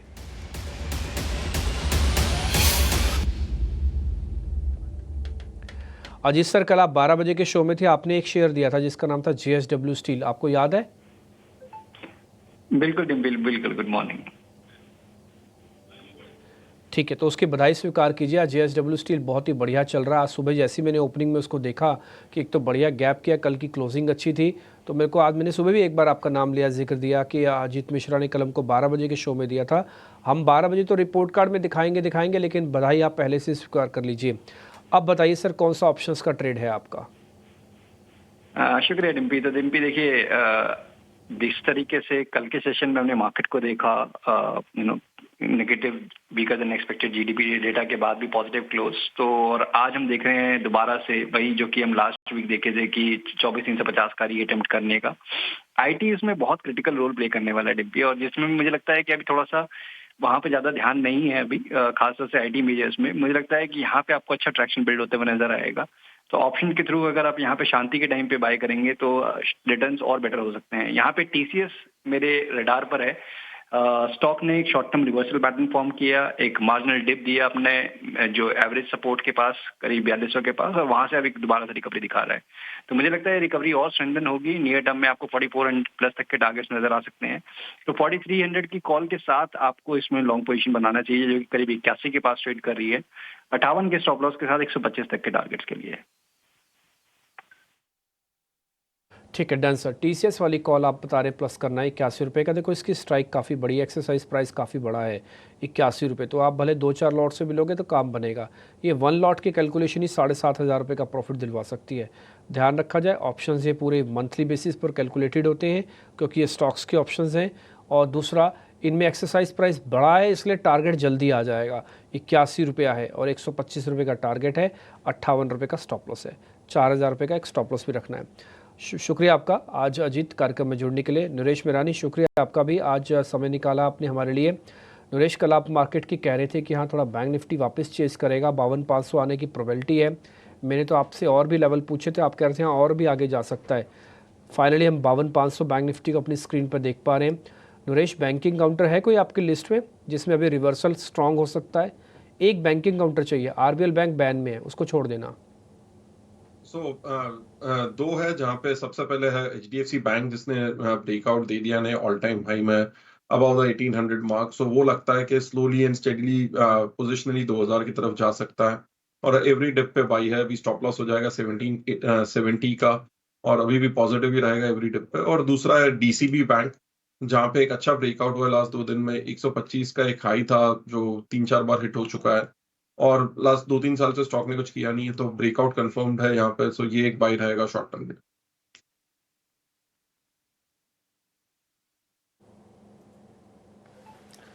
ठीक है, चलिए बाजार में हम देख रहे हैं कि अगर आप इंडेक्स के लेवल पर देखेंगे बहुत आपको एक्शन नहीं दिखेगा निफ्टी में, लेकिन निफ्टी बैंक में अच्छी तेजी है। 450 अंकों का उछाल है और इक्का दुक्का शेयर ही होंगे जो कमज़ोर होंगे। ICICI बैंक में थोड़ी सी नरमी है, कोटक बैंक में थोड़ी सी नरमी है, लेकिन दो बड़े पिलर निफ्टी बैंक के वो हैं HDFC बैंक, SBI और एक्सिस बैंक को भी आप जोड़ लीजिए उसमें। ये तीनों शेयर अच्छी मजबूती के साथ फिलहाल ट्रेड कर रहे हैं। HDFC बैंक का शेयर तो 1822 रुपये के आसपास है। कैश वाले कुछ स्टॉक्स चेक करते हैं। एक बार जरा चंदन जी आप ना इंडोको रेमेडीज़ को जरा देखिए। ये इसके लिए कल खबर आई थी कि इन्होंने यूके की कंपनी है क्लैरिटी फार्मा, उनके साथ करार किया है अपने 20 प्रोडक्ट्स यूके में बेचने के लिए। और इंडोको रेमेडीज़ में कल हमने तेजी दिखी थी, आज भी 4-5% के आसपास का उछाल है। कहाँ तक जाता हुआ शेयर को देख रहे हैं आप? काउंटर की बात करें तो रिकवरी तो यहाँ पे देखने को मिल रही है और मल्टीपल सपोर्ट और बेस 300 के आसपास इस काउंटर बने हैं। जो हर्डल थे 328 वो डिसाइसिवली पार किए हैं। आज गेप अप आउटिंग के बाद ऊपर के लेवल से वापस सॉफ्टनेस देखने को मिली है, बट सेटअप पॉजिटिव, इसलिए वापस खरीदारी के मौके बन जाएंगे यहाँ पे। एज ऑफ नाउ 332 का सपोर्ट है, आज का हाई वापस रीटेस्ट हो 355 वही टारगेट होंगे। ठीक है, 355 रुपए के टारगेट इंडोको रेमेडीज़ के लिए। मेटल में कल हम सिलेक्टिव मूव देख रहे थे और सरकारी कंपनी सेल में हम लगातार छोटी छोटी कदमों से हालांकि हम तेज़ी देख रहे हैं। 110 रुपये के आसपास से शेयर लगातार चल रहा है, 4-5 सत्र की तेज़ी हो गई है। आप ज़रा एक बार इसको चेक करेंगे। चंदन जी आप ही बताइए क्या आपका व्यू होगा सेल को लेकर? बिल्कुल, स्टील अथॉरिटी की बात करें तो यहाँ पे एक अच्छे खासे बॉटम बने और यानी कि देखेंगे बहुत सारे काउंटर में एक मेजर बेसिंग फॉर्मेशन बना है और वो काफी इंटरेस्टिंग और इम्पोर्टेंट भी है मार्केट के लिए। 5-6 दिन पहले जो इसका बॉटम बना था 108-9 के आसपास, उससे पहले स्विंग लो बने थे 110, तो कहीं ना कहीं बुलिश डाइवर्जेंस के बाद में हाई टॉप से हाई बॉटम बन रहा है। तो मेरा ऐसा मानना है शॉर्ट कवरिंग ट्रिगर भी बनेगा, अप मूव आएगा। 118 का सपोर्ट है, 127 तक के लक्ष्य यहाँ पे सेल में बनने चाहिए। ठीक है, 127 तक के टारगेट बन सकते हैं सेल के शेयर में। ग्रेफाइट इलेक्ट्रोड वाली दोनों कंपनियां, ग्रेफाइट इंडिया और HEG, क्या गजब की तेजी है। शुरुआत वैसे उतनी खास नहीं हुई थी, लेकिन इस वक्त डे हाई पर ये दोनों के दोनों शेयर पहुंच गए हैं। ग्रेफाइट इंडिया में करीब 6-6.5% के आसपास की तेजी है और अगर हम HEG की बात करें 9% के आसपास का उछाल है। नूरी जी नजर गई है आपकी क्या दोनों शेयरों पर? कोई मौका बन रहा है ट्रेड का? सो ओवरऑल अगर देखें तो आज मूव है, बट स्ट्रक्चरली काफी रेजिस्टेंसेस है ग्रेफाइट इंडिया में। सो क्लोजर टू 580-600 बड़ा रेजिस्टेंस होगा। तो as of now risk reward great नहीं है, तो मैं अवॉइड करूंगा। ठीक है, अवॉइड करने की सलाह है। कैश का एक और शेयर जानेंगे तेजस आपसे, वो है आइनॉक्स विंड। ऊपरी स्तरों से शेयर ये काफी नीचे आया, लेकिन अब रिकवर करके फिर से 200 रुपए के स्तर को पार कर गया है। आइनॉक्स विंड में क्या लगता है आपको कि ये मोमेंटम जो बना हुआ है, आइनॉक्स विंड 200 रुपए वाला शेयर लेके आया, आइनॉक्स विंड एनर्जी नहीं, आइनॉक्स विंड, इसमें क्या करना चाहिए? बहुत ही बढ़िया चार्ट स्ट्रक्चर है। मुझे लग रहा है ये स्टॉक में जो करेक्शन आना था वो ऑलमोस्ट हो गया है। स्टॉक ने एक अच्छा खासा बेस बना दिया है 175 और 180 के बीच में। मुझे नहीं लग रहा है कि ये बेस अभी टूटेगा, तो कोई भी डिप आती है तो खरीदारी करिए स्टॉक में। Definitely it's a buy with a stop positional stop loss of 175। मुझे लग रहा है ये स्टॉक अपना जो प्रीवियस ऑल टाइम हाई है जो करीबन 260 के करीबन है वो रीटेस्ट कर सकता है। तो पोजिशनली ये स्टॉक में खरीदारी करिए with a stop loss below 175 और लक्ष्य रहेगा 260 का और time horizon will be 2 to 3 months. 260 का इसका टारगेट होगा। 2 से 3 महीने के लिए आप पोजिशनल व्यू ले सकते हैं इस शेयर में। सरकारी बैंकिंग स्पेस में आज बढ़िया एक्शन है और हम देख रहे हैं कि SBI, PNB, BOB, केनरा सारे के सारे शेयर चल रहे हैं। 2 शेयर चंदन जी आप जरा चेक कीजिए और दोनों में से बताइए कि बेहतर क्या है। SBI को हम देख रहे हैं कि फिर से 850 रुपए के ऊपर आज ये निकल गया है और BOB का शेयर 250 रुपए के ऊपर पहुंच गया है। दोनों में से बेहतर आपको क्या लग रहा है? पसंद करूंगा और SBI हमारा एक प्रेफर्ड नेम है। यदि PSU की बात करें तो टेक्निकली बात करें तो एक काफी अच्छा पोल एंड फ्लेक का पैटर्न बन रहा है, यानी कि एक सर्ज 760 से लेके 850 और उसके बाद में अभी 6 दिन का कंसोलिडेशन। तो एक typical textbook pole and flag pattern बना है जो काफी एक पॉजिटिव माना जाता है इमीडिएट मोमेंटम के लिए। तो उसके चलते मेरा मानना है कि लगभग 835 का सपोर्ट काम करेगा यहाँ पे 875 880 के टारगेट के लिए। ठीक है, SBI आप चुन लीजिए 880 रुपए के टारगेट के लिए। एक स्टॉक जो बहुत पावरफुल हो रहा है वो है टोरेंट पावर का। कल भी हमने बहुत ही शानदार तेजी देखी है। अब QIP के से फंडरेज वाली खबर भी आई है टोरेंट पावर के लिए। फ्लोर प्राइस था 1555 रुपए, लेकिन 1500 रुपए से लेकर ये 1650 की जर्नी इतनी कमाल की इसने तय की है। चंदन जी, टोरेंट पावर और भागेगा ये अभी? बिल्कुल, देखिए टोरेंट पावर का जिक्र शुरुआती सत्र में किया था और जहां पे मैंने एक पॉजिटिव सेटअप की बात की, शायद मानसी जी ने इसके बारे में डिस्कस किया था और काफी अच्छा लग रहा है और मेरे हिसाब से अब ट्रेलिंग करना चाहिए। सपोर्ट रहेगा 1640, 1730, 1740 के टारगेट बनने चाहिए। ठीक है, 1730, 1740 यानी कि जहां से शेयर ये स्लिप करके नीचे आया था, अब जो उनकी भरमाई है, जो डैमेज कंट्रोल है, वो बहुत अच्छे से करता हुआ फिलहाल टोरेंट पावर दिख रहा है। लेकिन एक और शेयर फोकस में है और वह है प्रिकॉल का। इन्होंने एक एक्विजिशन किया है। किस कंपनी का एक्विजिशन किया है, कितने उससे फायदे होंगे कंपनी को, जरा ये समझते हैं। हमारे सहयोगी वरुण दुबे हमारे साथ जुड़ गए हैं। वरुण, प्रिकॉल शुरुआत दमदार की, ऊपरी स्तर से हालांकि थोड़ा सा नीचे आया है, लेकिन बताइए एक्विजिशन को लेकर क्या खबर है? डेफिनेटली, तो इस कंपनी की सब्सिडरी कंपनी है प्रिकॉल प्रिसीशन प्रोडक्ट्स। इन्होंने दरअसल सुंदरम ऑटो कंपोनेंट्स, इस कंपनी के प्लास्टिक इंजेक्शन मोल्डिंग बिजनेस जो है उसका अधिग्रहण किया है। यह अधिग्रहण जो है वो 215 करोड़ में किया गया है, लेकिन इस अधिग्रहण के बाद प्रिकॉल जो है करीब 120 करोड़ जो है वो इसमें और निवेश करेगी और साथ ही साथ सब्सिडरी के लिए 250 करोड़ रुपए के आसपास की कॉर्पोरेट गारंटी जो है वो भी ये देने वाले हैं। ये डील जो है ऑल कैश डील है और डेट फ्री बेसिस पे डील जो है वो की गई है और वैल्यूएशन जो आके गए हैं FY24 के पीक के मुकाबले वो करीब 8 गुना के आसपास के है। इस अधिग्रहण के बाद सुंदरम ऑटो जो है वो प्रिकॉल के रेवेन्यूज़ में करीब 730 करोड़ रुपए के आसपास का योगदान करेगा और मुनाफे में करीब 19 करोड़ रुपए के आसपास का योगदान करेगा। देखिए, प्रिकॉल तो हमने समझ लिया, लेकिन सुंदरम ऑटो ये भी अगर आप देखेंगे तो दरअसल ये TVS मोटर्स की सब्सिडरी है और इनके लिए दरअसल अगर आप देखेंगे तो ये कौन से प्रोडक्ट्स बनाती है सुंदरम, वो भी आप समझ लीजिएगा। इंटीरियर और एक्सटीरियर प्लास्टिक पार्ट्स बनाती है बेसिकली ये, 2 wheeler, passenger vehicle, commercial vehicles के लिए। इसके अलावा EV के लिए भी काफ़ी सारे पार्ट्स बनाती है। Battery cell holders, battery cover जो है 2 व्हीलर्स के लिए, उनको भी ये बनाती है।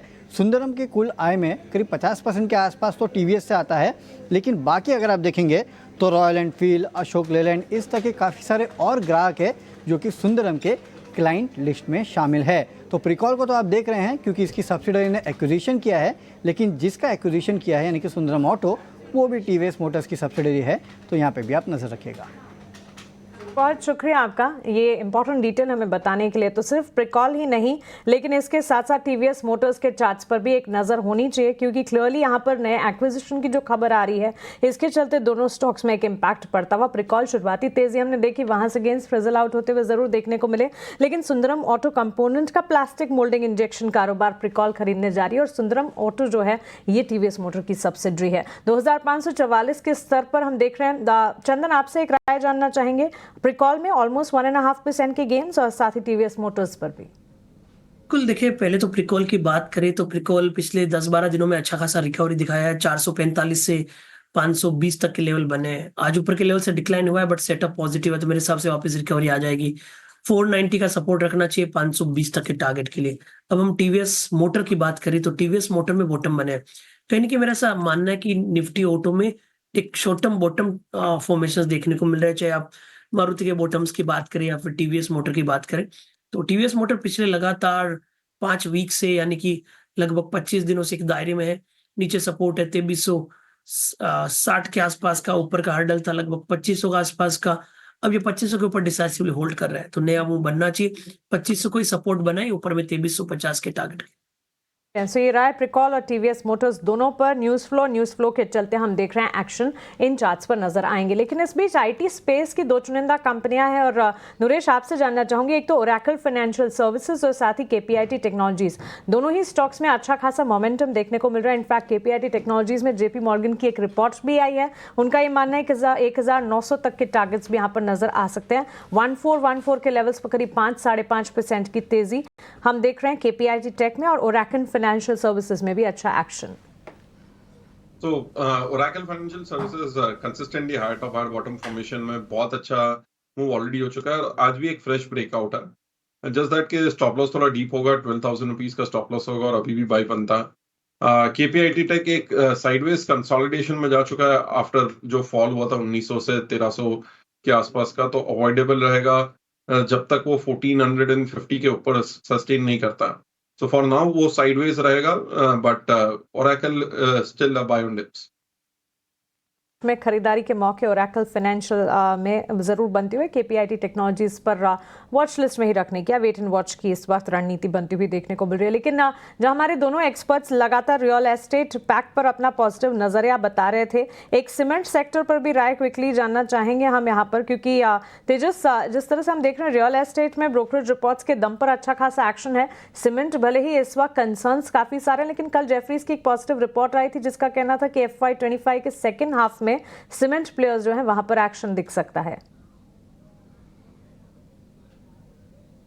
तो सीमेंट स्टॉक्स की बात करें तो अल्ट्राटेक सीमेंट मुझे काफी अच्छा लग रहा है। टेक्निकली कल के सत्र में काफी अच्छा स्टॉक ने स्ट्रेंथ दिखाया है और stock high top higher bottom बना रहा है, प्लस इसकी जो छोटी अवधि की मूविंग एवरेज है उसका सपोर्ट लेके बाउंस कर रहा है। तो अगर कोई माइनर डिप आता है तो अल्ट्राटेक में खरीदारी कर सकते हैं। स्टॉप लॉस रखना है 11,200 का, ऊपर में लक्ष्य रहेगा 12,100 का। और दूसरा जो मुझे मिड कैप सीमेंट में जो अच्छा लग रहा है वो है इंडिया सीमेंट। इंडिया सीमेंट में भी एक अच्छे खासे कंसोलिडेशन के बाद कल के सत्र में हमने एक स्ट्रेंथ देखी थी और स्टॉक ने एक अच्छा खासा कंसोलिडेशन के बाद बहुत ही स्ट्रॉन्ग बेस बनाया है। तो ये स्टॉक भी करंट भाव पे डिप में खरीदारी कर सकते हैं। इसमें स्टॉप लॉस लगाना है 355 का और इसमें लक्ष्य रहेगा 380 का। एब्सोल्युटली। तो सीमेंट प्लेयर्स पर ये एक क्विक टेक तेजस की तरफ से। तेजस, चंदन और नरेश, आपका शुक्रिया हमारे साथ जुड़ने के लिए और बाजार पर आपकी रणनीति और साथ ही अपना आउटलुक हमारे साथ शेयर करने के लिए।